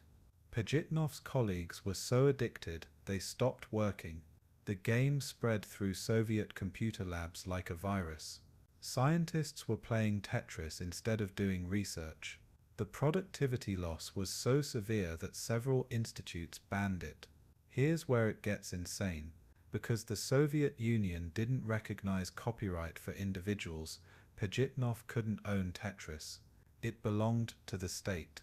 The Soviet government created Elog Electronic Technica to license it, but nobody understood international copyright law. They accidentally sold the rights multiple times to different companies. Robert Stein bought the computer rights. Atari thought they had the console rights. Nintendo thought they had the handheld rights. Everyone was suing everyone while Russians watched confused. Henk Rogers enters the picture like a capitalist cowboy. This Dutch-Hawaiian programmer living in Japan sees Tetris at a trade show and becomes obsessed. He flies to Moscow without a visa, bribes his way into Elog and negotiates directly with the Soviets. He's literally risking imprisonment to secure the Game Boy rights for Nintendo. The KGB is following him. His hotel room is bugged. He's playing Tetris with Soviet officials to prove he understands the game. The meeting at Elorg was surreal. Soviet bureaucrats who've never seen a Game Boy are negotiating over a game they don't understand with a Dutch guy speaking English to Russians who barely speak it while Japanese Nintendo executives wait in Tokyo. Rogers shows them the Game Boy. They've never seen anything like it. Portable gaming doesn't exist in the Soviet Union. They're looking at technology that seems like magic. Nintendo's Minoru Arakawa flies to Moscow to close the deal. He brings a $500,000 cashier's check. The Soviets have never seen this much American money. They don't even know if it's real. The contract is signed in a building with no heat in the middle of winter. Everyone's wearing coats and gloves while signing documents that will generate billions. The Cold War is ending over a puzzle game. Rogers and Pajitnov become friends, despite the ideological divide. Rogers is a millionaire capitalist. Pajitnov is a Soviet computer scientist who can't even own his creation. They play Tetris together for hours discussing improvements while knowing Pajitnov won't profit from them. It's heartbreaking and beautiful. Two men from opposite worlds connected by falling blocks. The legal battle over Tetris makes Game of Thrones look simple. Atari Games, led by the son of the guy who founded Atari, thinks they have the console rights through a chain of sublicenses that goes through 3 companies and 2 communist governments. They released 10-gen Tetris for NES without Nintendo's permission. It's actually better than Nintendo's version, with 2-player modes and better music. Nintendo sues them into oblivion. The court case is amazing. Atari's lawyers argue that Soviet contract law should apply. Nintendo argues American law applies. The judge has to determine whether Elorg had the authority to sell rights that may or may not have existed under Soviet law for a game that may or may not have been owned by anyone. Witnesses are testifying through interpreters about meetings in Moscow where nobody really understood what was being discussed. Nintendo wins and forces Atari to recall all 10-gen Tetris cartridges. Hundreds of thousands of copies are destroyed. The few that survive become the holy grail of NES collecting. A sealed copy sold for $90,000 in 2021. The game that couldn't be sold became the most valuable NES cartridge ever. Atari's lawyers probably should have seen that coming. Meanwhile, Game Boy Tetris is destroying the portable market. Nintendo bundles it with every Game Boy. It's the perfect portable game, simple enough to play on a blurry green screen, addictive enough to kill your batteries in 2 hours.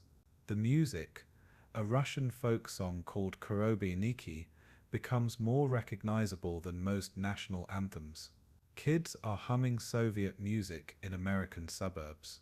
The addiction is real and studied. Scientists discover that Tetris creates a cognitive loop that's almost impossible to break. Players see falling blocks when they close their eyes. They dream about Tetris. They mentally rotate real-world objects to fit them into spaces. It's called the Tetris effect, and it's an actual psychological phenomenon. The game is literally rewiring human brains. The Soviet Union collapses in 1991, but Tetris continues. Pajitnov immigrates to America in 1991 and starts working for Microsoft. He finally starts receiving royalties in 1996, when the rights revert to him. His first check is for about $250,000. Not bad, but Nintendo and other companies have made billions from his creation. He's philosophical about it, saying he's glad his game brought joy to people. The Tetris company, founded by Rogers and Pajitnov, becomes insanely litigious. They sue anyone who makes anything resembling Tetris. Falling block games, match 3 games, anything with tetraminos gets a cease and desist. They're protecting their IP like it's nuclear launch codes. The open source community hates them. How can you own the concept of falling blocks? The competitive Tetris scene is absolutely insane. The classic Tetris World Championship uses the NES version because it's the hardest. Players have to deal with the kill screen at level 29, where pieces fall too fast for human reaction. They've developed a technique called hyper-tapping, where they vibrate the controller to move pieces faster than the game was designed for. Watching it looks like someone having a seizure while staring at blocks. The psychological studies on Tetris are disturbing and fascinating. Oxford University uses it to treat PTSD. Playing Tetris within 6 hours of trauma can reduce flashbacks. The game occupies the same mental resources that create traumatic memories. Soldiers, accident victims, assault survivors are being prescribed Tetris like medicine. A Soviet puzzle game is healing Western trauma. The philosophical implications are weird. Tetris is about failure. You cannot win. The blocks fall faster until you die. Every game ends in death. It's an endless struggle against entropy that you're guaranteed to lose. Yet people find it relaxing. There's something deeply human about fighting a battle you can't win, finding meaning in the struggle itself. The mobile version of Tetris on phones makes more money than every previous version combined. Electronic Arts pays $15 million for the rights in 2006. They make that back in 3 months. Everyone with a phone is playing Tetris while pooping. It's the most played game during bathroom breaks in human history. Productivity analysts estimate Tetris cost the economy billions in lost work time. The Tetris movie in 2023 dramatizes the rights battle, but the real story is weirder than fiction. Maxwell's daughter Ghislaine was involved in early negotiations. Yes, that Ghislaine Maxwell, the Russian mob, was probably involved. The CIA was definitely watching. A simple puzzle game created a web of international intrigue that connected Soviet programmers, Japanese businessmen, Dutch entrepreneurs, British media moguls, and American corporations. Pajitnov's other games all failed. He created dozens of puzzle games, none of which anyone remembers. Tetris was lightning in a bottle, a perfect game that can't be improved. Every variation makes it worse. Tetris 99, Tetris Effect, Puyo Puyo Tetris. They're all just Tetris with extra stuff nobody asked for. The original is perfect in its simplicity. The speedrunning community around Tetris is beautiful and insane. They're not trying to beat the game fast, they're trying to survive longer. The current NES Tetris world record is past level 150, which shouldn't be possible.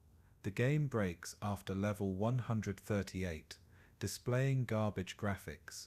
Players memorize the broken patterns and play blind. They're literally playing a game that no longer exists visually. The cultural impact is immeasurable. Tetris proved that games don't need characters, stories, or even graphics to be successful. It's pure gameplay distilled to its essence.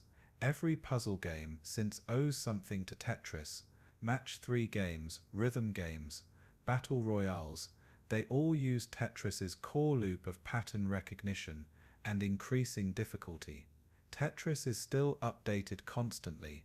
There are versions for every platform ever made. You can play Tetris on a pregnancy test LCD screen. Someone ported it to a calculator. It runs on oscilloscopes, smart watches, car displays, aeroplane seats. If it has a screen and any input method, someone has put Tetris on it. It's the cockroach of video games, surviving everything, adapting to any environment. The final irony is perfect. A game created in the Soviet Union, where individual achievement was supposed to be subsumed to the collective good, became the ultimate expression of individual struggle against impossible odds. Every Tetris game is personal. Your score, your achievement, your failure. Pajitnov accidentally created capitalist propaganda disguised as communist geometry. The blocks keep falling, indifferent to ideology, waiting for you to impose order on chaos, until you inevitably fail. In Tetris, as in life, the only winning move is to play anyway. Christmas morning, 1994. You're unwrapping what looks like a VCR, but it's grey and has a weird controller with 3 prongs. Your parents spent $300 on this PlayStation thing because the guy at Electronics Boutique said it was the future. You plug it in, and instead of a cartridge, you're inserting a CD. The startup sound hits, that ethereal PlayStation chime that sounds like God booting up. Welcome to the future, where games cost $2 to manufacture and $50 to buy. Sony's entry into gaming was revenge served ice cold. In 1991, they had a deal with Nintendo to create a CD-ROM add-on for the Super Nintendo. At the Consumer Electronics Show, Sony announced the Nintendo PlayStation. The next day, Nintendo announced they were partnering with Philips instead, publicly humiliating Sony in front of the entire industry. Ken Kutaragi, the engineer behind the project, convinced Sony's CEO to enter the console market just to destroy Nintendo. The PlayStation's development was brutal. Sony's board of directors thought games were toys for children. They wanted to cancel the project repeatedly. Kutaragi had to hide development costs in other departments. He was literally building a game console using embezzled resources from Sony's audio division. When executives found out, they nearly fired him. Only the CEO's personal protection kept the project alive. The killer app wasn't a game. It was the CD format. Developers could put full motion video, CD quality audio, and massive worlds on a disc that cost $2 to press. Nintendo was still charging publishers $15 per cartridge. A PlayStation game could have 40 hours of content. An N64 cartridge maxed out at 64 megabytes. Final Fantasy VII needed 3 CDs. It would have required 30 Nintendo 64 cartridges. The marketing was brilliant. Sony didn't target kids. They targeted 18 to 24-year-olds who grew up with Nintendo but wanted something more mature. The commercials were surreal, disturbing, and definitely not family-friendly. One showed a Scottish girl talking about mental patients. Another had crash test dummies discussing philosophy. Parents had no idea what PlayStation was, which made teenagers want it desperately. The launch lineup in Japan was weak. Ridge Racer was the only notable game, but it looked incredible. The texture-mapped 3D was beyond anything on Super Nintendo or Genesis. You could see yourself in the rear-view mirror. The replay mode let you watch your race from multiple angles. It was showing off technology that shouldn't have existed in a home console. Arcades were suddenly obsolete. When PlayStation launched in America in September 1995, it came with something revolutionary: demos. Every gaming magazine came with a PlayStation Underground disc full of playable demos. You could try games before buying them. This destroyed the rental market and review scores. Why read about a game when you could play it? Publishers initially hated it, then realized demos were the best marketing tool ever invented. The controller was controversial. It had 4 shoulder buttons instead of 2. The symbols instead of letters confused Americans. Circle means yes in Japan, but X became yes in America because it looked like an X on a test. The lack of an analog stick was already outdated. Nintendo had shown one at trade shows, but the controller was comfortable, durable, and the D-pad actually worked, unlike the Saturn's circular catastrophe. The game that changed everything was Resident Evil, March 22nd, 1996. This wasn't a game. It was an interactive horror movie that happened to be playable. The opening cutscene with real actors was hilariously bad. Jill, don't open that door. But then you're in the mansion, and the first zombie turns around and it's the most terrifying thing you've ever seen on a television. The pre-rendered backgrounds looked photorealistic. The tank controls were awful but added to the terror. You couldn't run from danger efficiently. Parents lost their minds. This game had decapitations, gore, and genuine horror. The ESRB rating system had just been created, and Resident Evil was rated M for mature. Stores were supposed to card people. They didn't. 13-year-olds were playing survival horror and having nightmares. Sony didn't care. They weren't marketing to families. They were marketing to the kids who wanted their parents to disapprove. Crash Bandicoot was Sony's attempt at a mascot, a mentally challenged marsupial who spun around and collected fruit. He was designed by committee to appeal to Americans, Japanese, and Europeans simultaneously. He appealed to nobody completely, but sold millions anyway. The game was technically impressive, with graphics that rivaled Pixar movies. But Crash had no personality. He was Mario without charm, Sonic without attitude. Metal Gear Solid redefined what games could be. This wasn't just sneaking around enemies. This was a Tom Clancy novel you could play. The codec conversations went on for hours. The boss fight with Psycho Mantis read your memory card and commented on your save games. He made your controller vibrate using telekinesis. You had to physically unplug your controller and put it in port 2 to beat him. Hideo Kojima was either a genius or insane. Final Fantasy VII was the game that killed Nintendo's dominance in Japan. Square had been Nintendo exclusive forever. When they jumped to PlayStation for the storage capacity, it was like the Beatles leaving Abbey Road. The game cost $45 million to make and had more CG cutscenes than most movies. When Aerith died, millions of players cried. A video game character's death was international news. The mod chip scene exploded because PlayStation games were just CDs. You could rent a game, burn it, and play the copy with a $20 chip soldered to your PlayStation. Sony was losing millions to piracy, but gaining market share because pirates were still buying consoles. They played cat and mouse with mod chippers, updating the hardware to block chips, mod chippers updating chips to beat the blocks. Gran Turismo proved that simulation games could sell to mainstream audiences. It had 700 cars and 11 tracks. The attention to detail was obsessive. Sony's relationship with third-party developers was the opposite of Nintendo's iron fist.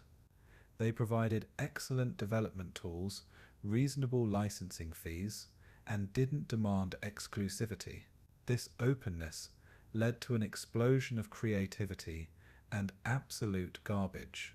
For every Metal Gear Solid, there were 10 Bubsy 3D says. The PlayStation library was massive and mostly terrible, but the good games were revolutionary. The Saturn was dying while PlayStation thrived.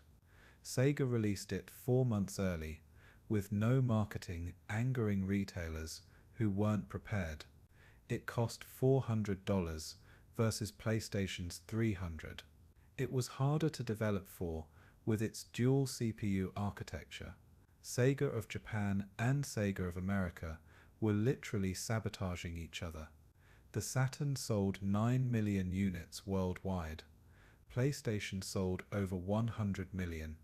Nintendo 64 launched in 1996 with Super Mario 64, which revolutionized 3D gaming, but it used cartridges that cost $60 to $80. PlayStation games cost $40 to $50. Parents did the math.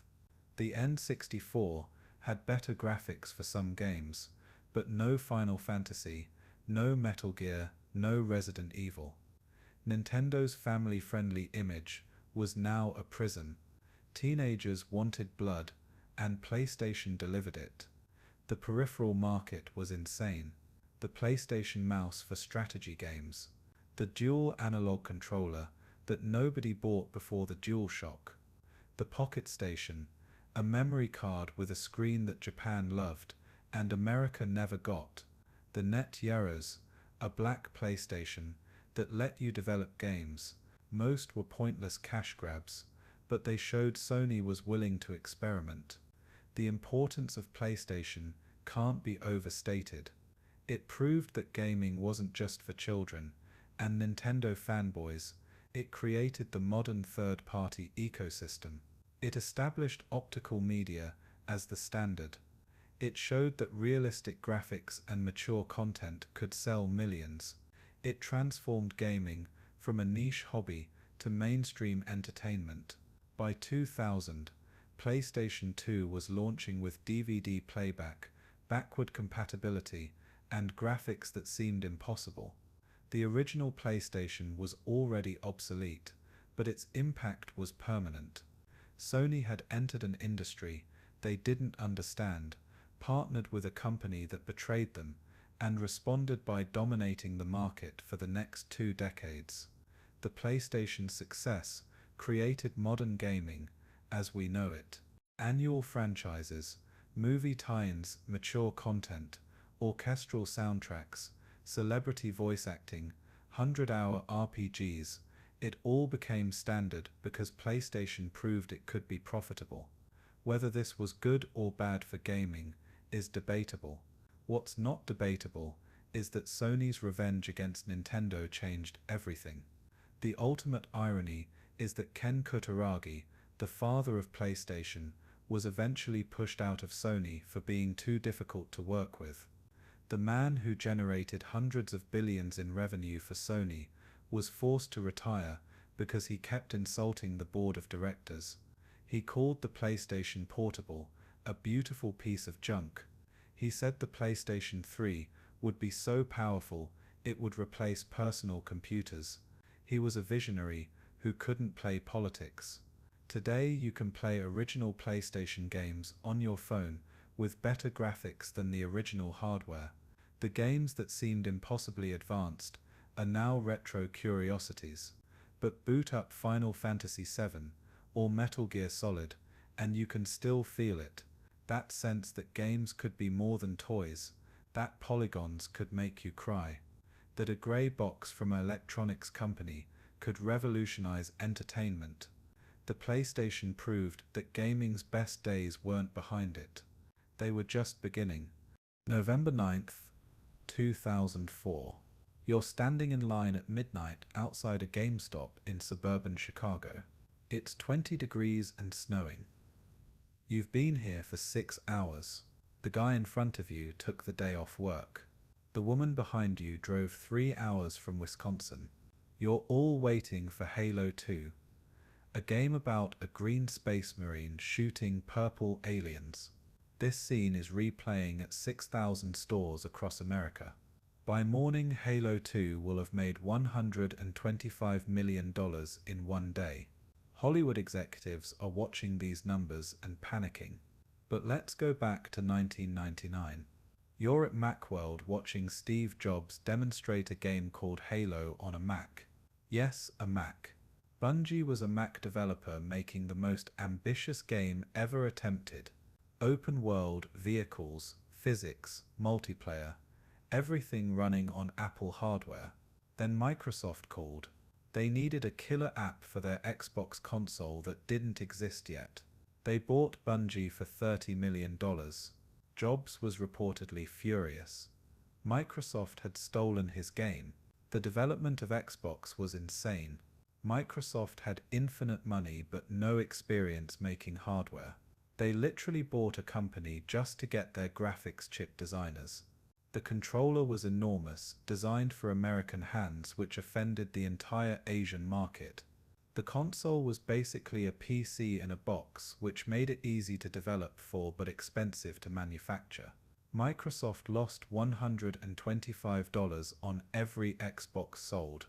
When Halo launched with Xbox in November 2001, nobody expected what happened. The game wasn't revolutionary in any single way. GoldenEye had better multiplayer, Half-Life had better storytelling, but Halo combined everything perfectly. The controls were flawless. Dual analog sticks finally made sense. The shields meant you could be aggressive then retreat. The enemy AI was smart enough to flank you. Playing it felt like conducting an orchestra of violence. The real magic was the multiplayer. System Link let you connect multiple Xboxes for 16-player matches. College dorms became Halo battlegrounds. People were running Ethernet cables through hallways, under doors, out windows to connect apartments. LAN parties that used to require PCs now just needed Xboxes and TVs. It was social gaming before online gaming was viable. Master Chief became gaming's first faceless icon. The cultural impact of Halo was bizarre. Mountain Dew created Game Fuel, a Halo-branded soda that tasted like diabetes. Doritos had Halo promotions where you could win Xbox consoles. The Marine Corps used Halo tournaments for recruitment. Churches held Halo nights to attract young people, which was ironic considering you were killing aliens in a religious war. The competitive scene exploded. Major League Gaming started because of Halo. Players were making six figures playing a video game professionally. The finals were on television. ESPN was covering video game tournaments. Parents who told their kids to stop playing games were watching their kids make more money than them by playing games. The lore became insanely complex. Novels, comics, animated films, all expanding a universe that started as a simple shooter. People were reading books about the Forerunners and the Flood. College courses were taught analyzing Halo's mythology. The story went from Space Marine shoots aliens to a meditation on consciousness, religion, and the nature of humanity. Red vs. Blue, a comedy series made using Halo's game engine, became one of the first successful web series. Rooster Teeth went from fans making jokes to a media company worth millions. They were literally playing with action figures in a video game and creating a new form of entertainment. Machina became a genre because people wanted to make movies in Halo. Halo 3's marketing campaign was unprecedented. The Believe campaign had museum dioramas of battles that never happened. Documentary-style interviews with fictional veterans of a war that didn't exist. It cost $10 million and didn't show any gameplay. It was selling mythology, not a product. The game made $170 million on day one. The midnight launches became cultural events. Local news covered them. Police managed crowds, pizza places stayed open late to feed the lines. GameStop employees wore Master Chief helmets. Microsoft sent promotional materials that turned stores into shrines. It was religious fervor for a product. Capitalism had perfected the hype machine. Halo 3 ended the original trilogy in 2007.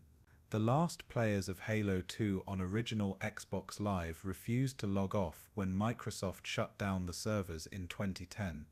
They stayed connected for weeks, sleeping in shifts, keeping the game alive through sheer determination.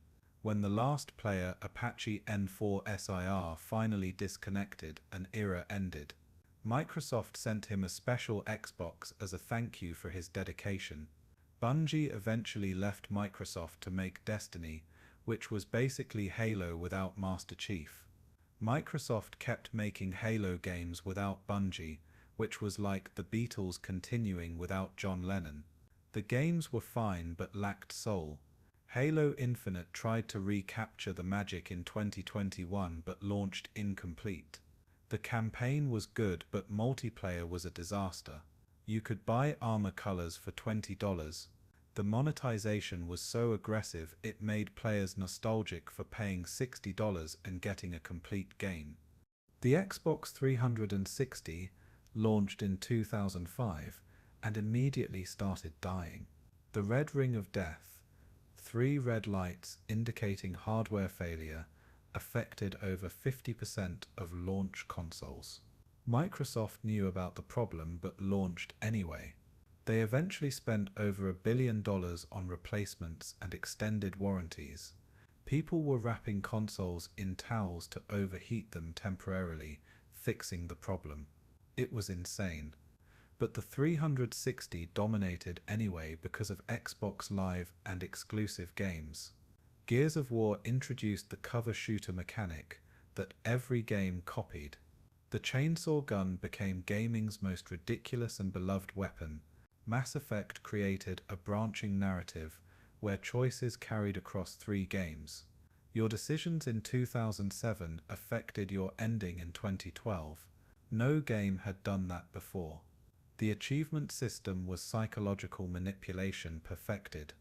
Those little pop-up notifications and meaningless points hijacked dopamine receptors. People played terrible games just to increase their gamer score. Avatar: The Last Airbender. The Burning Earth gave you 1,000 points in 2 minutes. People bought it, got the achievements, and never played it again. Kinect was Microsoft's attempt to capture the Wii's motion control market. It was a camera that tracked your movement without controllers. The technology was impressive, but the games were terrible. Dance Central was fun. Everything else was shovelware. The voice commands barely worked. Saying Xbox On would trigger your neighbor's console through thin walls. It was the future if the future was awkward and broken. The console wars between 360 and PlayStation 3 were vicious. Fanboys argued about exclusive games, graphics comparisons, and sales numbers. The reality was both consoles were good, and the fighting was pointless. But people needed tribal identity. NeoGAF forums were ground zero for console warrior battles. Moderators were banning hundreds of accounts daily for console warring. Microsoft's attempt to always online DRM with Xbox One in 2013 was a disaster. Don Matrick told people without internet to buy an Xbox 360. The arrogance was stunning. Sony's E3 presentation that year was just them saying PlayStation 4 could play used games and work offline. They won the generation in 5 minutes. Microsoft reversed everything, but the damage was done. Game Pass launched in 2017 and changed the business model completely. Pay $15 monthly for hundreds of games. It was Netflix for gaming. Publishers initially resisted, then realized guaranteed money was better than maybe money. Players stopped buying games. Why pay $70 when you could pay $15 and play everything? The long-term sustainability is questionable, but players don't care. The acquisition of Bethesda for $7.5 billion seemed insane until Microsoft bought Activision Blizzard for $68 billion. They're literally buying the entire industry. Call of Duty, World of Warcraft, Candy Crush, all Microsoft properties now.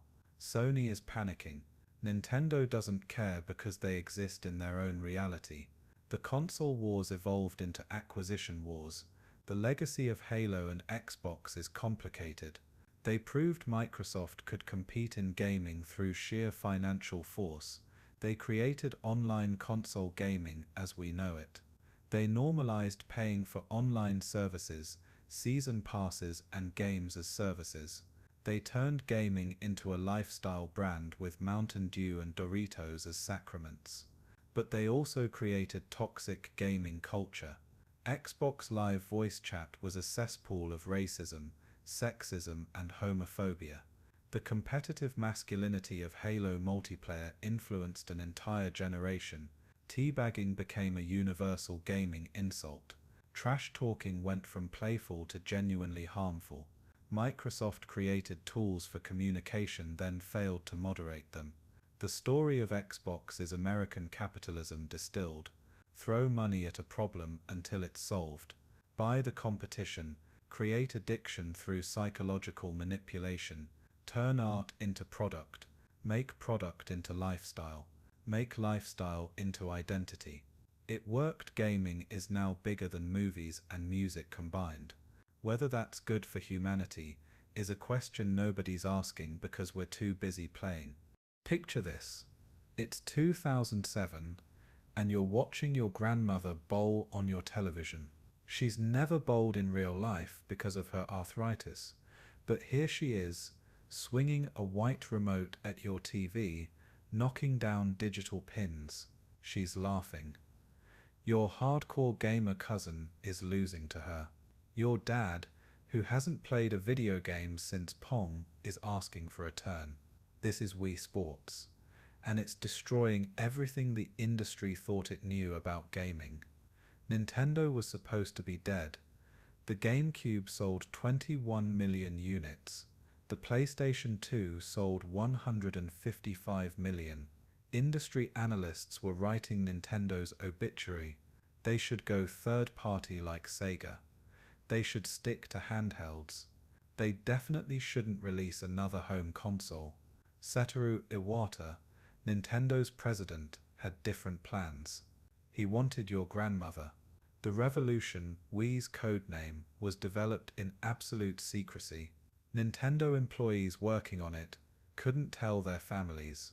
The controller design was so radical that developers who saw it early thought it was a joke. A remote control for games, motion controls instead of buttons. It looked like something from an infomercial, not a gaming device. When Iwata revealed the Wii at E3 2005, the audience was confused. The graphics were barely better than GameCube. The name was terrible. Wii sounded like urine in English. The internet mocked it relentlessly. Sony and Microsoft executives were laughing. Their consoles were technological powerhouses. Nintendo was releasing a GameCube with waggle controls, but Nintendo understood something fundamental. Most people don't care about graphics. They care about fun. The PlayStation 3 cost $600 and required firmware updates that took hours. The Xbox 360 was dying from red rings. The Wii cost $250 and worked immediately. You could explain it to anyone in seconds. Swing the remote like a tennis racket. That's it. The launch was brilliant. Instead of competing for hardcore gamers at midnight launches, Nintendo went after everyone else. They had Wii demonstrations at retirement homes. They showed up at PTA meetings. They marketed to women, seniors, and families. Demographics that Sony and Microsoft ignored. The blue ocean strategy, finding customers where competitors weren't looking. Wii Sports was bundled with every console in America. This was genius. Every Wii owner had the same game, creating universal talking points. Everyone had a bowling story. Everyone knew someone who broke their TV playing tennis. The game was perfectly designed to show the controller's potential while being accessible to literally anyone. The shortages were real and possibly deliberate. You couldn't find a Wii anywhere for 2 years. People were camping outside stores for shipments. eBay prices hit $800. Local news covered Wii shortages like natural disasters. Nintendo claimed they couldn't manufacture fast enough. Critics suspected artificial scarcity. Either way, it created desire through unavailability. The cultural phenomenon was unprecedented. Wii bowling leagues formed at senior centers. Physical therapists used Wii Sports for rehabilitation. The Queen of England was photographed playing Wii. Hospitals installed them in children's wards. This wasn't gaming. It was a social movement disguised as entertainment. The accidents were immediate and hilarious.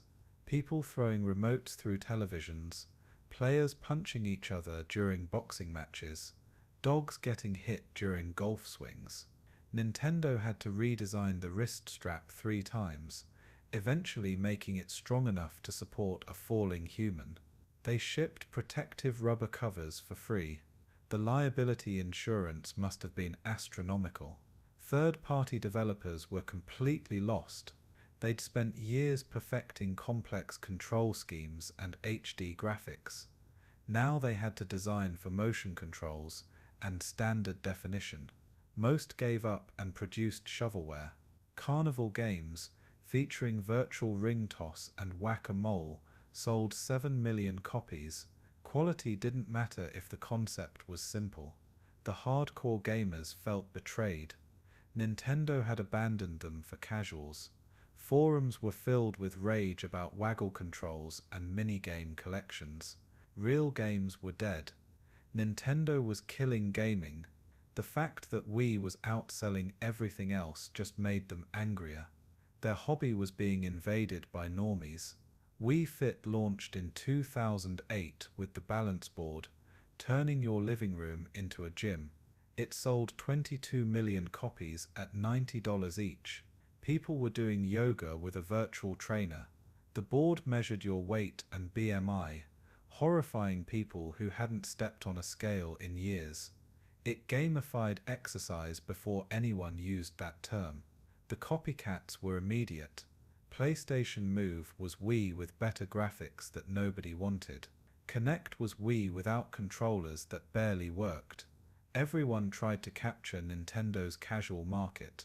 Nobody succeeded because they didn't understand it wasn't about the technology. It was about accessibility and fun. Nintendo's first-party games were brilliant.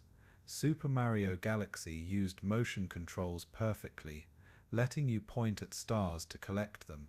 The level design was ingenious, with planets having their own gravity. It was a hardcore game disguised as casual fun. It proved Nintendo hadn't forgotten how to make real games. The hidden genius was the Virtual Console.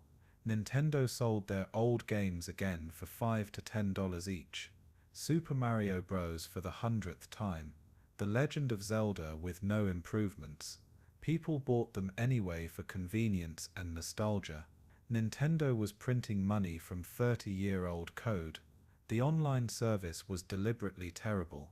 Friend codes instead of usernames. No voice chat, no achievements, no modern features. Nintendo claimed they were protecting children.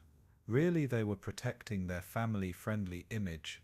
They wanted your grandmother playing, and grandmothers don't want to hear racial slurs from teenagers. By 2010, the Wii phenomenon was ending. The casual audience had moved to smartphones. Angry Birds was the new Wii Sports. Free-to-play games on phones were more accessible than a console.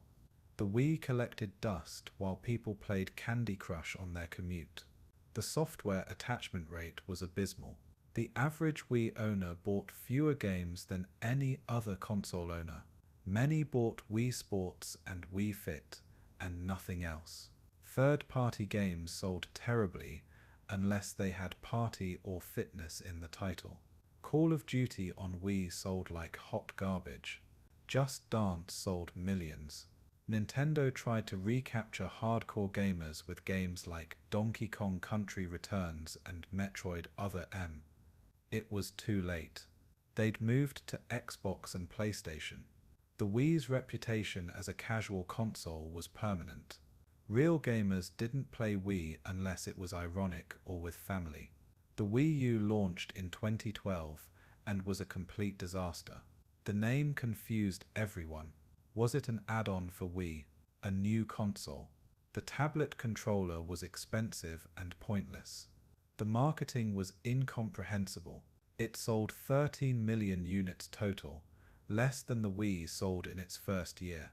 Nintendo's president took a 50% pay cut in apology, but the Wii's impact was permanent. It proved there was a massive market beyond traditional gamers. It showed that innovation could beat technical superiority. It demonstrated that accessibility matters more than complexity. Every modern console has motion controls because of Wii.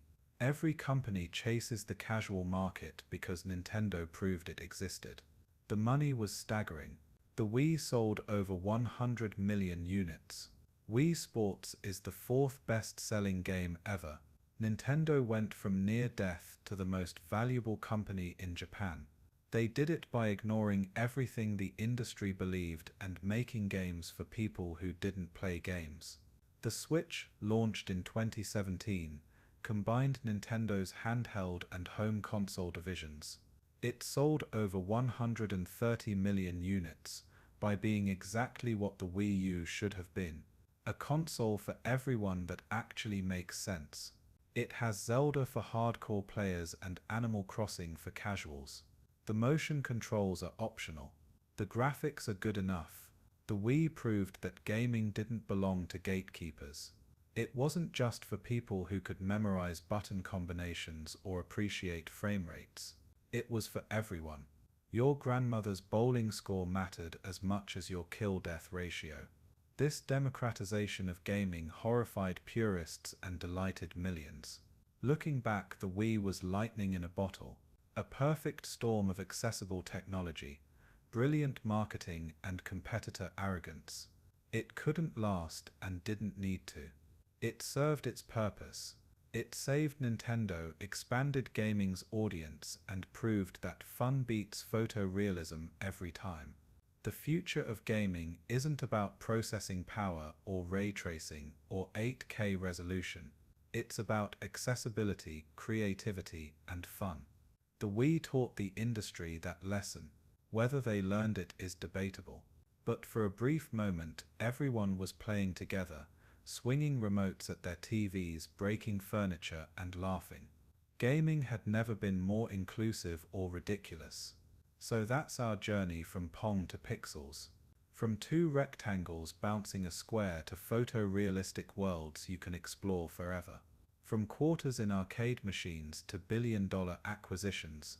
From basement nerds to mainstream culture. Gaming conquered the world by constantly reinventing itself, usually by accident, always through conflict. What's next? Cloud gaming where you own nothing. Virtual reality that nobody wants. Artificial intelligence that plays games for you. NFTs that definitely aren't scams. The metaverse where you can work in VR instead of playing. The future looks exhausting and expensive, but somewhere right now, a kid is playing their first video game. They don't care about the history, the politics, or the technology. They just know that pressing buttons makes things happen on screen. That fundamental magic, that immediate feedback loop, that sense of control in an uncontrollable world, that's what gaming really is. Comment below what your first gaming memory is. Like this video if you broke something playing Wii. Subscribe if you want more deep dives into how technology ruins and improves our lives simultaneously. And remember, no matter how advanced games become, someone will always insist that retro games were better. They're wrong, but let them have their nostalgia. We all need something to believe in, even if it's just that GoldenEye's graphics were actually good.